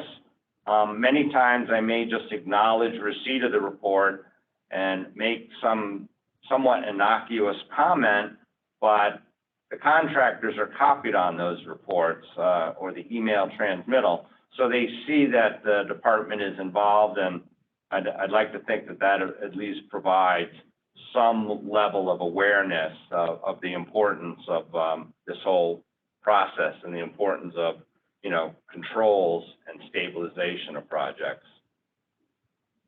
So outside of the construction, I want to talk briefly about a couple other protections through the AoT permitting program, protections to surface waters by just their implementation, of course, drinking water or groundwater as well. Is a chloride management plan is required for those projects within an impaired water body, impaired for chloride. There's approximately 48 watersheds right now in New Hampshire that are impaired for chlorides. And part of that development of the plan, and we do have guidance on our website for plan requirements. Briefly, we look towards employing those who have gone through certification process for managing snow removal. It's the Green Snow Pro program. employs equipment calibration, salt usage reporting, but trying to enhance those waters that are impaired, or as a minimum, reduce any further impairments by managing our use of chloride during snow removal operations. We also have a rule here, and Jamie will talk in greater detail about this, that we demonstrate no increase in phosphorus or nitrogen to these water bodies listed, those that are either impaired or the Class A waters, which is drinking water supplies, or what's known as outstanding resource waters, which are waters that are essentially in the White Mountain National Forest area. And what we mean by there, demonstrate no increase, because other projects, if you are not within, which is generally a quarter-mile area of discharging to such a water body or tributary, if you're not within such an area as that, you can employ any of the BMP practices that are in our rules for meeting treatment requirements. If you are in one of these areas, we push towards, depending on the impairment, such as nitrogen, you need to employ either a gravel wetland or a bioretention with internal reservoir storage, or internal reservoir storage. If phosphorus, we require infiltration. If that's not possible due to the groundwater conditions, you then go to a gravel wetland or bio with ISR as well, but the internal reservoir storage has to be amended with amendments such as iron filings or alum, something that helps grab the phosphorus. So need to be aware of that. It is a rule. We've had it implemented for a few years now. Same thing, but this would be to not necessarily waters impaired, but we want to make sure we're protecting our lakes and ponds throughout the state and have no increase in phosphorus to those water bodies as well, to avoid impairment. So the same applies. What I just discussed about employing the proper BMP for phosphorus. A lot of this, or all of this, is identified on the one stop. I've given you right here the link. There is a layer for AoT permitting, and all of these water bodies are identified along with a lot of other things, such as if you're within a river corridor. It lists all the known sites of hazardous waste or remediation sites, because there could be restrictions on what you can do and such. But that's getting a little bit beyond focusing entirely on surface waters, but certainly visit that website if you haven't already. It should help you in identifying what type of BMPs you have to employ. And since the agenda title talked about the Stormwater Manual, I think this is my last slide, so I've added this slide. But, you know, it's important to note that the manual we're under a contract with UNH and Comprehensive Environmental Inc., CEI. They're revising the manual, modifying it, giving it a good update. It was the first time it was published was in 2008. The advantage of this is it's going to be held by, I believe it's UNH, certainly not by DES. So that'll allow the department to cite the manual by rule. You can see there's currently 3 different volumes. The first was intended more as an overview, if you will, help education and outreach at, you know, those who perhaps don't have a complete understanding of stormwater and issues. Volume 2 really was the one that mimicked, if you will, although not completely, the AoT rules as to requirements. And then the third manual, or the third volume, was about erosion and sediment control. And Randy's going to talk about that, but that also has a lot of the criteria for employing different types of temporary controls and their limitations. As I talked about earlier, they have limitations in area that they can appropriately provide protection.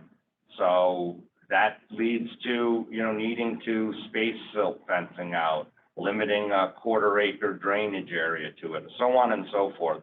But all that information is in that manual or that volume, and the anticipated release of that is about 1 year, hopefully maybe by July, but in that time frame.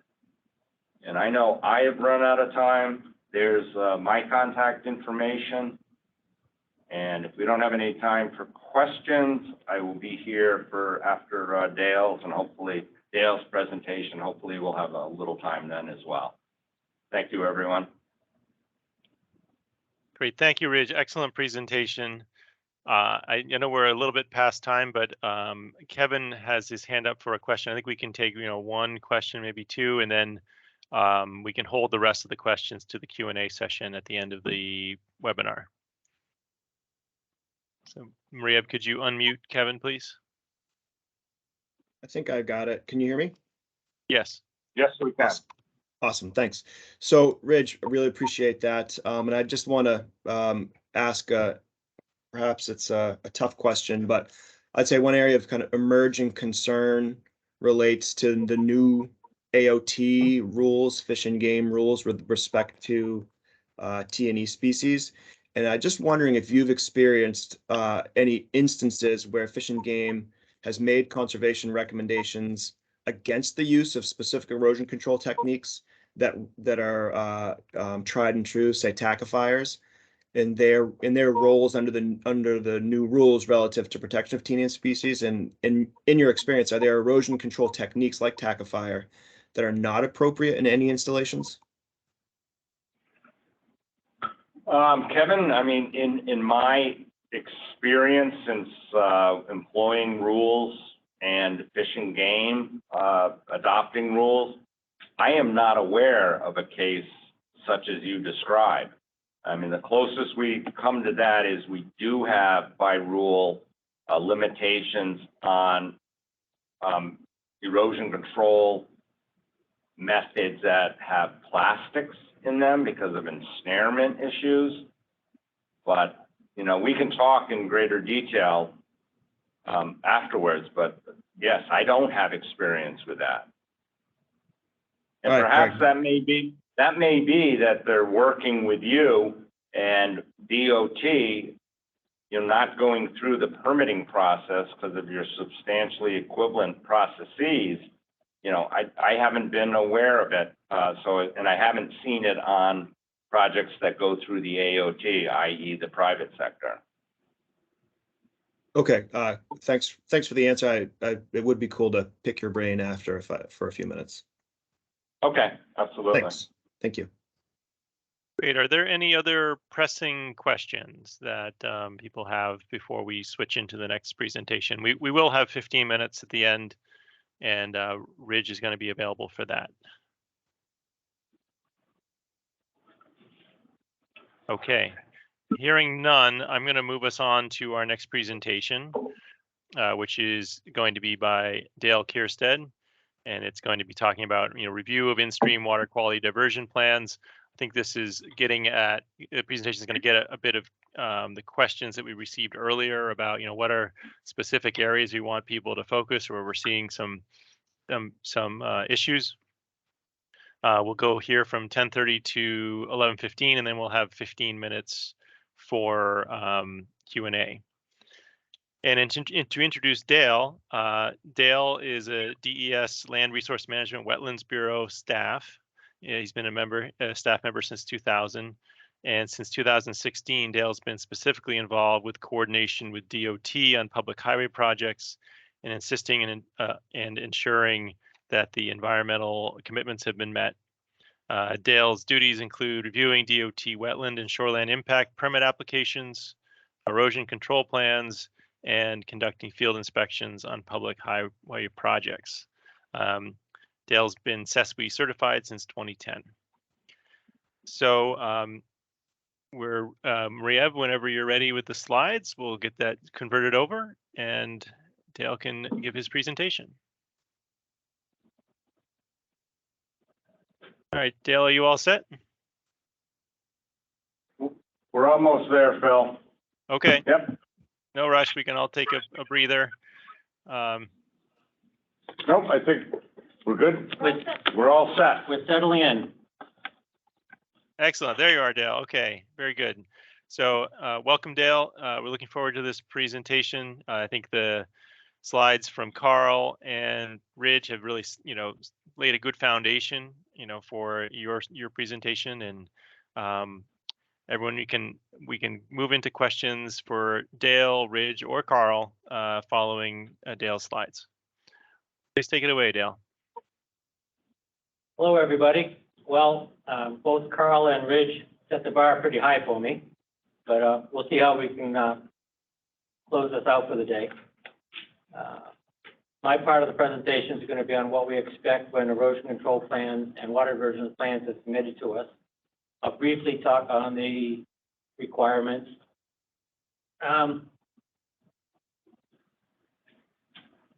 We have a week left or right? Hang on.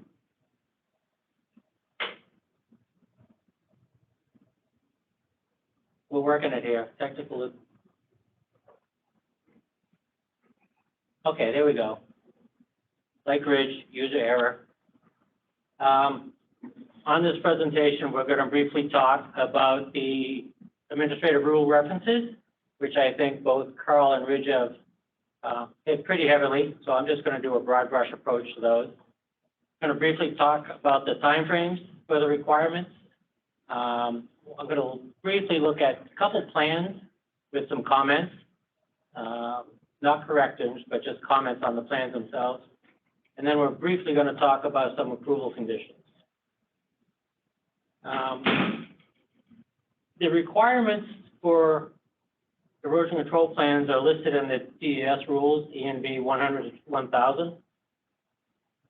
That seems like a pretty large area. However, it's not the whole set of rules. They're spattered throughout in different areas.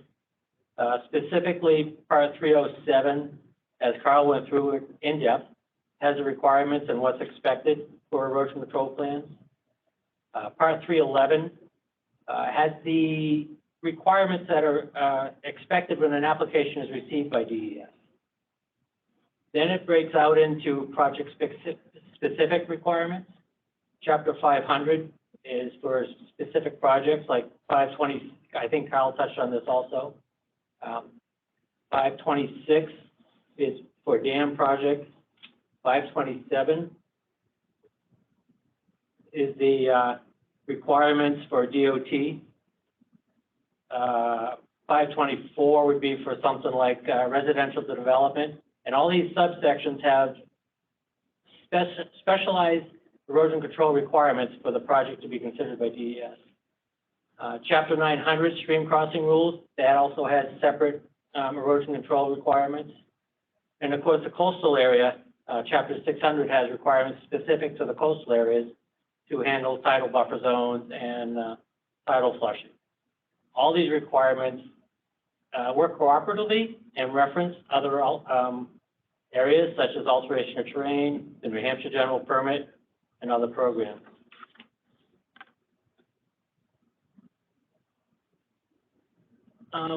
As Karl mentioned, under 307, this is the broad brush. This is a requirement. 307 says protection of water quality required. I'm not going to go through and explain all this. Karl hit all these here. And then again, on section 311, this is for an application that's submitted to DES. 311 lists the requirements on what we expect in the application and the plans. I just pulled up this one section where it says the application, when it comes in, the plan should have proposed methods of erosion, siltation, sedimentation, and turbidity controls. And it goes on to say what type of controls and who, the contractor responsible for monitoring. So when any application comes in, that's what's expected at the time that we receive the application.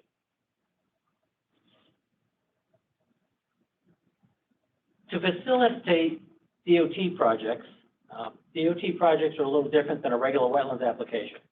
First of all, the application has to come in with everything we just mentioned. However, the erosion control plans for DOT projects are kind of difficult because the project hasn't been put out to bid.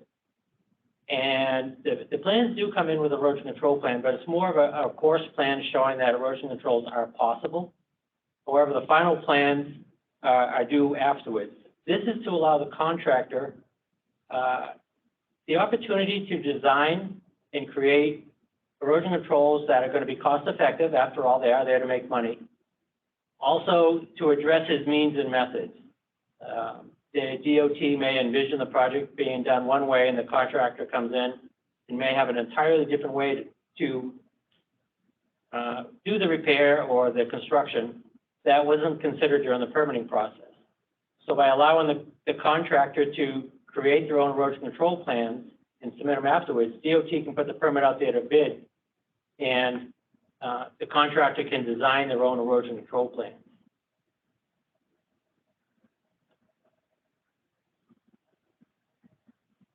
That is allowed in ENV 527. The ENV 527 also goes on to expand on the AoT requirements.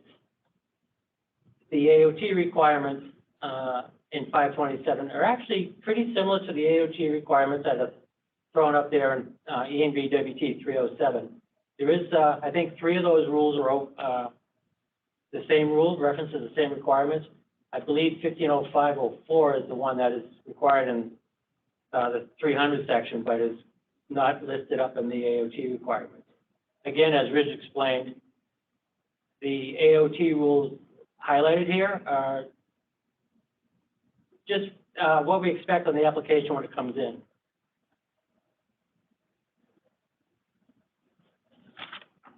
Hang on, let me catch up to my notes.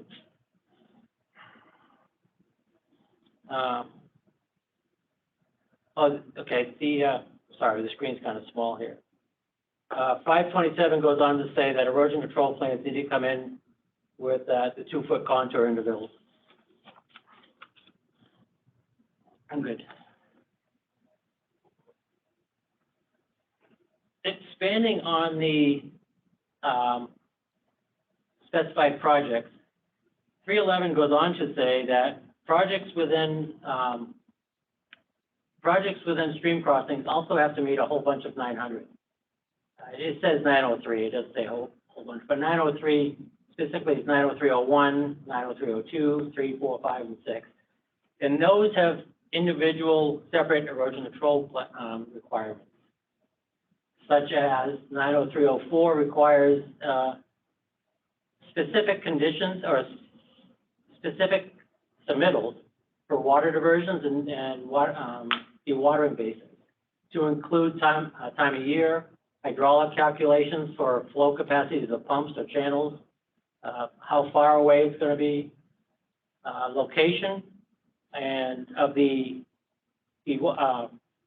cofferdam. A lot of times the sandbags on a lot of the smaller projects, that has to be located within the wetland impact, within the temporary wetland impact.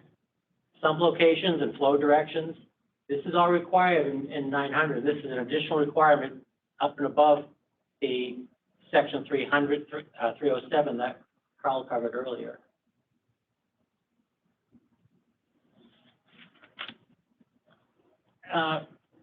This is supported by the DOT rule that requires water diversions to meet the 2-year, 24-hour storm. This combined with 903 should be a nice submittal when it comes in, showing the water diversion, the capacity of the dewatering basin, the capacity of the water diversion pumps, length of the pumps, or if it's a culvert, size of the culvert and capacity of the culvert. That should all be included with the submittal. Again, we're back to this 527 condition. This is the condition that goes out on DOT permits. It doesn't go on a regular wetland. It's not a condition we include on a regular wetlands permit approval. This allows the DOT to issue the permit, put the permit out for bid, along with the contract. When the contractor bids on it, they know this is in one of the permit conditions. They know by looking at that they are going to have to prepare an erosion control plan to be submitted to DES for future review.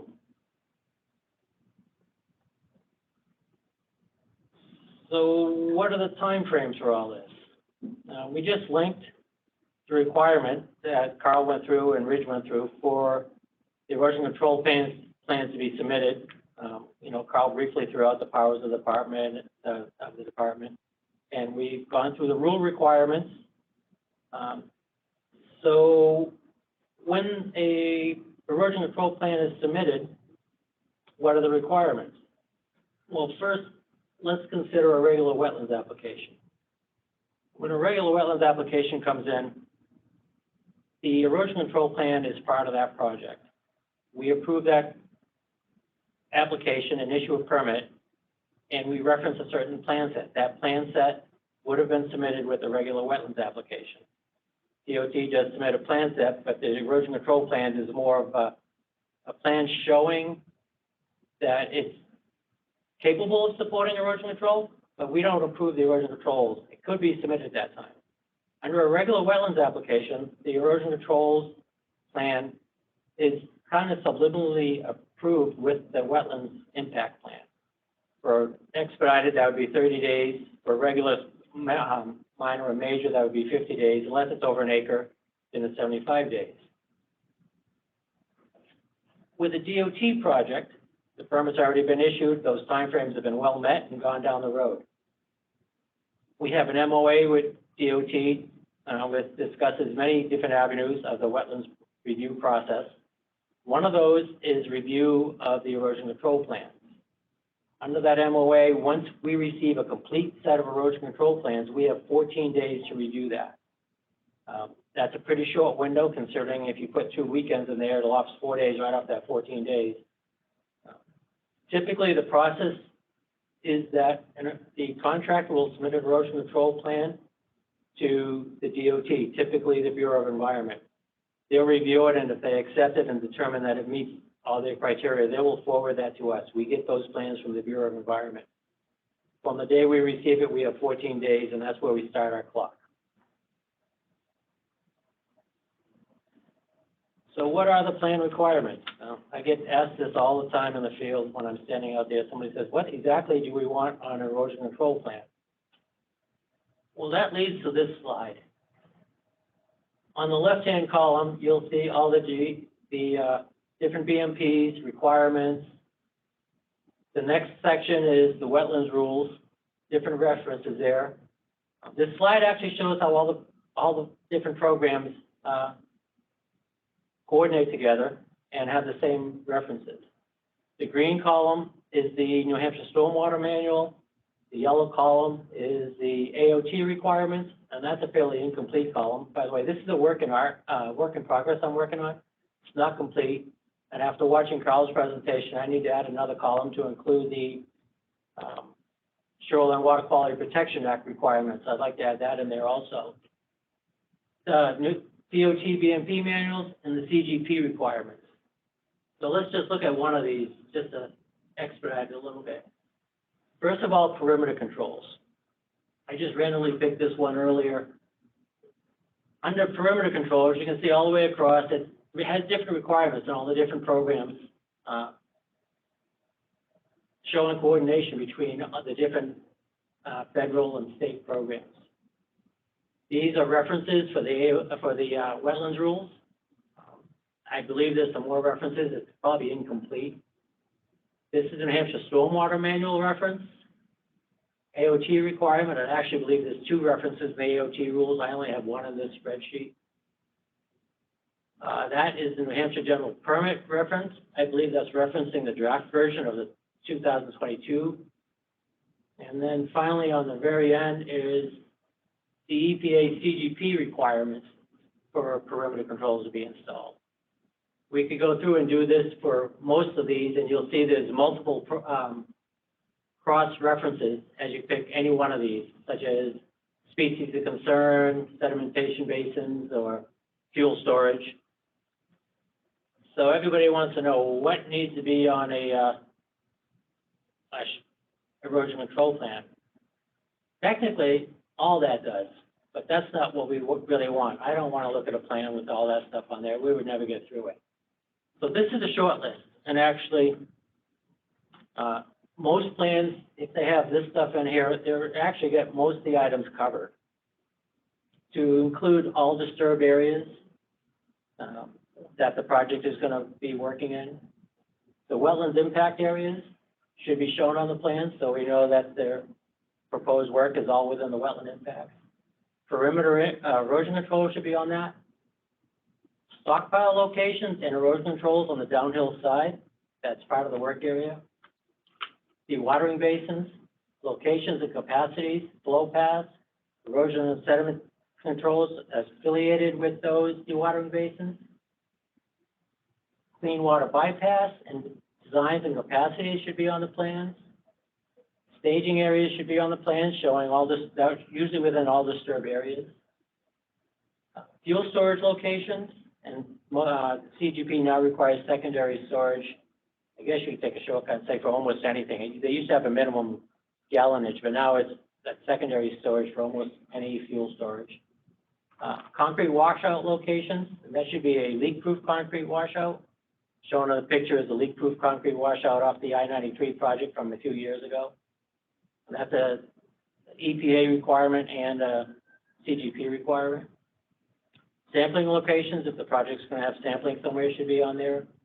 And then, of course, the last three items, they're usually in the staging area, but hazmat storage, sanitary waste, so porta potties, and trash locations. So let's go through a plan real quick. On this plan, I'm not going to hit all the footnotes and the text boxes.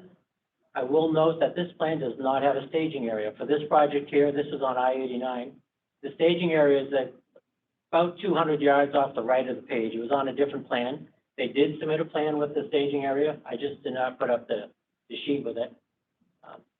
This plan is pretty comprehensive. The text boxes on this plan include a lot of the information to include construction phasing, time of year, hazmat storage, and stuff like that. So let's just take a look at a few items.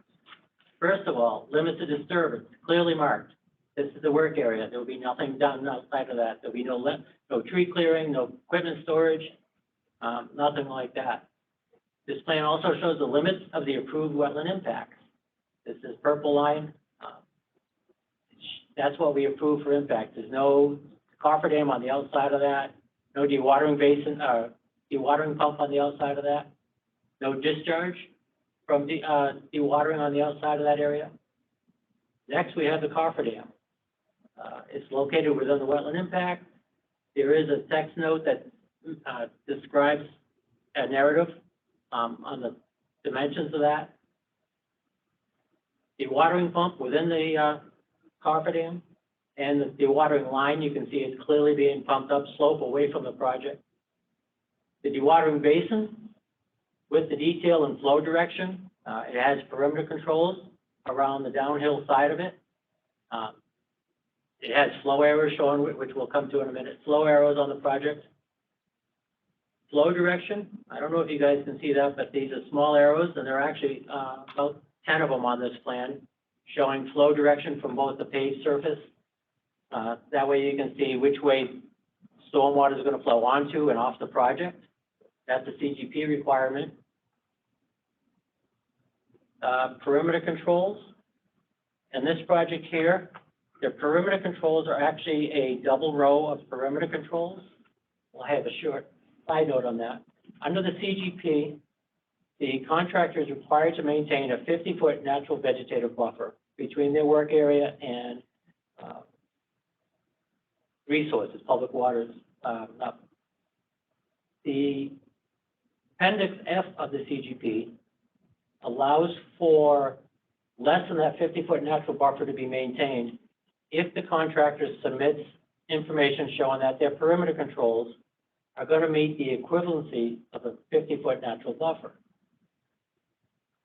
This plan designer has chosen to use double perimeter controls, indicating that the double perimeter controls are going to meet Appendix F of the CGP. I don't know if the graphics show on yours, but there is double perimeter controls there. So they are doing work within 50 feet of this is the Turkey River. They're proposing double perimeter controls, indicating that the double perimeter controls are going to meet the requirement of a 50-foot natural buffer. This plan also has stabilized construction access. This prevents track out of sediment from the vehicles going in and out of the construction site. The track out goes up, usually on the construction site, gets tracked down the road, and during storms, it then gets carried down, washed into the nearest storm drain, and then creates a problem somewhere else. So track out pads are required. And of course, the secret legend. This plan has a lot more information than what I just highlighted here. I tried to copy the last slide on what this plan includes. We're going to look at another plan now. This plan is a little different than the other one. This does have the staging area on site. The last plan, the staging area was on a different plan sheet. On this plan, everything is in one area. There is no staging area off-site, 200 yards, no stockpiles down there for equipment storage. Again, this plan includes all the information that the prior plan included. It has the limits of the wetlands impact. It has the clearing line. It has the limits of disturbed area. So I'm going to highlight just a few items here. This plan, by the way, is also put together with a traffic control plan, which makes it a little confusing. There you had to move traffic one way than the other. This is Route 302 way up north, and they can't shut the road down because 302 is a major route. So the traffic control plan is also incorporated in this plan. So let's look here. First, they have their double perimeter BMPs within 50 feet of the resource. Construction access, stabilized construction access to knock the mud off the tires of the vehicles coming and going on site. The dewatering basin with perimeter controls, and the perimeter controls are on the downhill side from the direction the flow arrows indicate flow will go. The clean water bypass with the capacity. This clean water bypass is offline. So the last plan, the clean water bypass was a pump. I didn't put that last plan was kind of busy, so I didn't identify it. But this is offline. In other words, the culvert crossing is the mess in the middle. The clean water bypass is set about 20 feet off site, off the side. It's two independent culverts that are laid there. It's passive, no pumps involved. The plan was submitted with this, provided the capacity of the pipes. It provided the 2-year, 24-hour storm flow that would be going through the clean water bypass. All impacts to install the clean water bypass are within the approved wetland impacts for temporary impacts, to include the inlet and the outlet. There are no impacts outside the approved wetland impacts. And that will be removed when the project is done and the impact areas will be restored. This shows the stockpile locations. In this case, this is LRS soils. The stockpile locations have BMPs on the downhill side. As you know, this is on the opposite side. This is all considered part of the staging area and all areas they're going to use for the project. This is a staging area. The staging area is on the same side of the project as the stream. The staging area has double perimeter controls again, as I previously discussed, to meet Appendix F of the CGP. The staging area will also probably have the sanitary waste stockpiles for the culvert replacement and other items they need to do the construction. And of course, the legend. Legend is always helpful. Moving on with approval conditions. So under conditions on regular wetlands application, the erosion control approvals are usually, as Carl showed, I'm not going to do the same thing. The permits issue with many different conditions. Most of those conditions are erosion control, BMPs, and requirements to meet water quality standards. I could probably highlight another 3 or 4 on this one page, and this is probably a 2-page permit. So when the wetlands permit is approved, it automatically comes with approval conditions for the erosion control plans. However, DOT projects, we approve of the erosion control plans separately. We issue a separate letter because the permit's already been issued. We don't have to reissue the permit. We issue a separate letter to DOT projects. That letter also includes conditions, and like the wetlands permit, they reiterate a lot of the conditions included on the plans or within the permit conditions. Our attempt is not to make a long-winded document, so we kind of keep these fairly concise, and we may call out 1 or 2 items that may have been overlooked or we would like to emphasize. But basically, it's just it's a separate letter that's issued. So in review, we briefly discussed the references and the wetlands rules. These were also supported by Carl's presentation, where he went through quite in depth at the requirements and the references for that. We briefly discussed the timeframes, there are no real timeframes for the wetlands approval. That comes with the approval for the wetland impacts. However, there is a 14-day timeframe for DES to review erosion control plans submitted for DOT projects. We briefly looked at 2 plans. There were more items on those plans I could have called out. However, that was getting kind of busy with call outs. And then a brief overlook of approval conditions, both on a wetlands permit and then a sample letter of approval that was issued for a DOT project. That is the end of my presentation. Great. Thank you, Dale. It was really excellent. And so now we have some time for questions. And why don't we start with questions just for Dale on his presentation, and then we can move on to any questions for the other speakers. So if you have a question, it's, raise your hand, and Maria will unmute you and we can ask your question.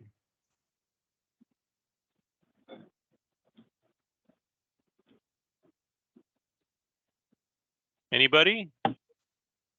Kevin. Okay, it looks like Kevin has a question. So Maria, could you unmute him, please? Or he might. Yeah. Great. Can you hear me again? Yes. All right, cool. Thanks, Dale. I've got a couple questions, but I don't want to take up time if there's other folks that have questions as well. But my first one was that you showed kind of rather large and spreadsheet with various requirements for various programs with respect to water quality. Is there a way that you can summarize these requirements in one location for practitioners and help to demystify the water quality stuff? I wish I could, Kevin. That is a work in progress, and as I mentioned, that does not currently include the references. It's not complete. It doesn't include the references for shoreline protection, and I've been working on it slowly over time. If I were to issue that as one reference, I think it would be incomplete and inaccurate. I could maybe sit down and try to finish it off, but you're looking at reviewing all the AoT rules, all the wetlands rules, all the shoreline rules to make sure that's complete. That's a working document I use as erosion control plans are submitted and as I have to look items up. Honestly, it's not complete. Okay, I will point out that as applicants have to do that every time that we submit an application, is go through each one of those rule sets and make sure that we're complying. But I can appreciate that there's a lot of information there. My second question is one that I get very frequently, and that is ENV WQ 1506-12 that you mentioned in your presentation specifies sediment control methods for temporary stormwater diversions. And you cited this rule in RFMI, as I know, and as well as in the presentation, that rule also applies to clean water bypasses with respect to passing the 2-year 24-hour storm. And because I've received so many questions on that condition, can you just explain how that condition for stormwater applies to clean water bypasses? Oftentimes as well, a clean water bypass isn't able to accommodate this, so that'd be helpful. After many meetings with Ridge, both originally that started on the I-93 project. A lot of this has revolved out of the I-93 project. All clean water bypasses were required to meet the 2-year 24-hour storm. And we've continued using that as for projects, other DOT projects that come in with clean water bypasses. So, but is there a rule that specifies that? Not that I know of. I believe that rule applies. So I guess I would conclude this one comment with, it would be helpful to the community of practitioners here to really get some clarity on that, where you mentioned that there isn't a rule that specifies that. That would be very helpful. Well, that rule in combination with 903, I think it's 05, the dewatering basin and bypass for all stream crossing projects. I think of those, the two of those in combination would require that. I can't remember the rule. I'd have to go back and look at my slides quickly, but I believe it was 90305. I believe 90305 hits on that pretty heavily for dewatering and bypasses. And that slide with the 1506012, what you mentioned, was a follow-up slide, and I think the two support each other. All right. Well, this may be an area that we can dig in a bit more as we have future meetings. Is there other questions?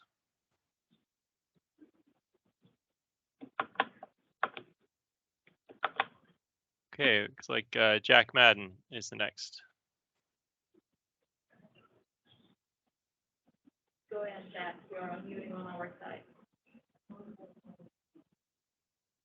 Jack, you'll just have to unmute yourself.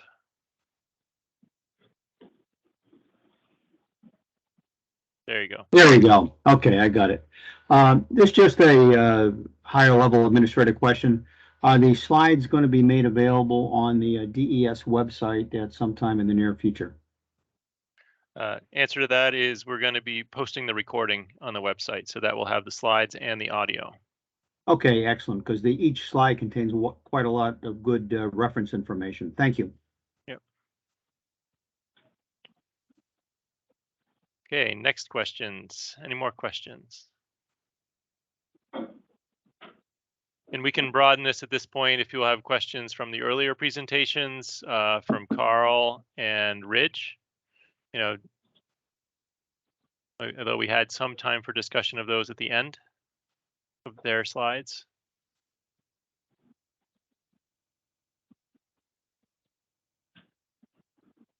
Come on, somebody must have a question. All right, there we go. Whitney Bouchard, you're next. Okay. Yeah, this is a question for Ridgely about the AOT in a wetland. So I know that typically AOT permits are for a lot bigger projects, but it sounded like in a wetland you need an AOT, but our project is less than 3,500 square feet. So I just wasn't sure if that still applied. I don't think so. I mean, I'd have to know the details, and perhaps I misspoke when I was talking about steep slope criteria. But we also have a well, I don't think it would apply. I was going to say we also have a general permit by rule that has a category that says if the review of, say, an AOT application would simply duplicate what's being reviewed by either wetlands or shoreland, you don't need an AOT permit. you have coverage under a general permit by rule, which doesn't require any permitting process, any notification. So I can't think of a situation where the project scope of what you just described would need an AoT permit. Okay, and where it talks about the duplication and not needing to do that, do you know what rule that's in? Yes, that is in 1503.03, and it's towards the tail end of it. It may be paragraph H, somewhere right in that area. Wow, it's very specific. Thank you. You're welcome. Okay, looks like our next question is from Chris Albert. Chris, you'll just need to unmute yourself.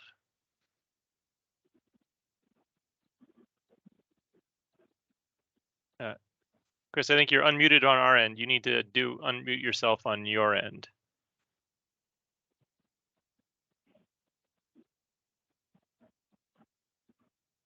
You might want to check if there's a, sometimes there's multiple ways to mute yourself on the little toggle from your headset or, on the screen in the Teams application.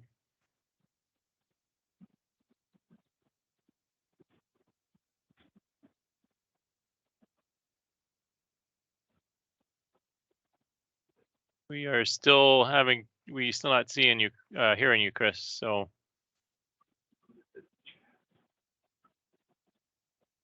I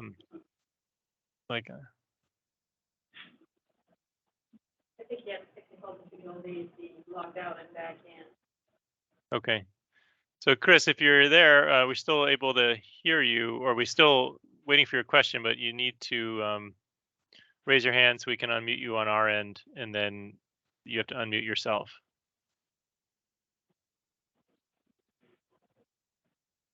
All right, why don't we go with Mark Kerouac, please, Maria.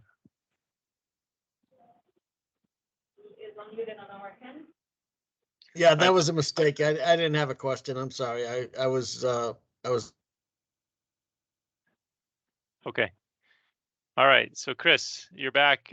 Could you just need to unmute yourself from your end, and then we can take your question.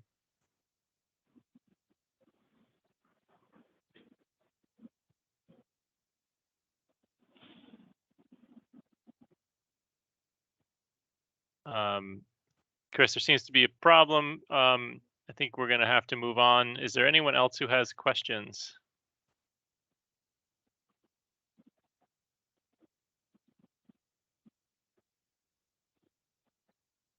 Okay. So I think we need to move on. Chris, we'll wait a few more seconds here, see if you can unmute yourself from your side. And to ask your question. And if not, we'll move on, and feel free to just email your questions either to the presenters or to me, and we'll be sure to get your questions answered. All right, looks like Chris, you're unmuted. Can you hear me now? Oh, there you go. Yeah, I'm sorry, I had a dial-in issues. Question for Ridge. For the stormwater rewrites, will there be any stakeholder meetings at all, or public comment period for that changeover? Good question. I will have to get back to you on that, because I am going to be involved with it, but since it's a contractual thing, I'm not quite sure of the process. So I don't want to misspeak. I will have to get back to you on that, Chris.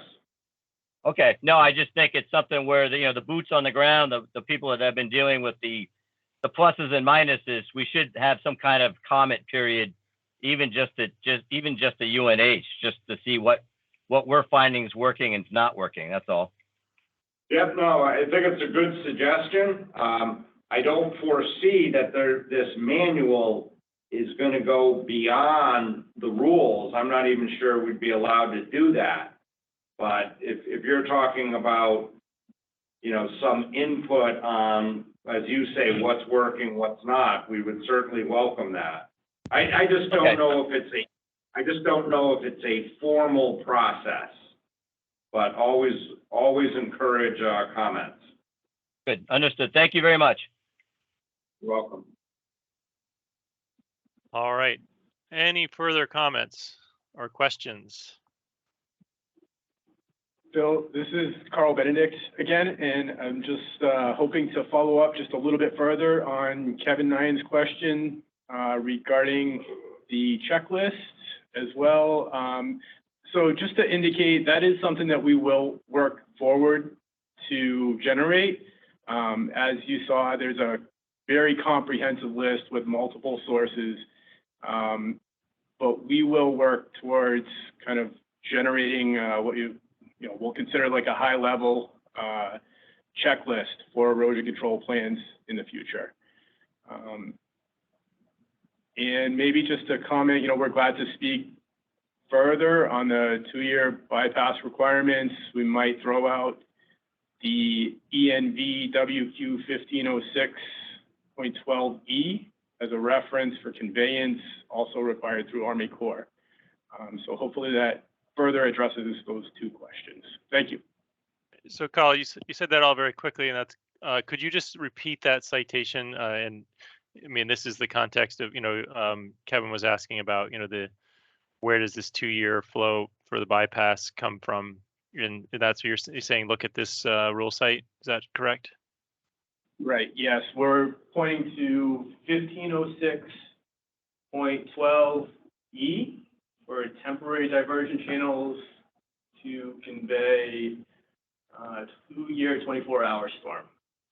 And further clarification, it is ENVWQ. That's a rule within the AOT program.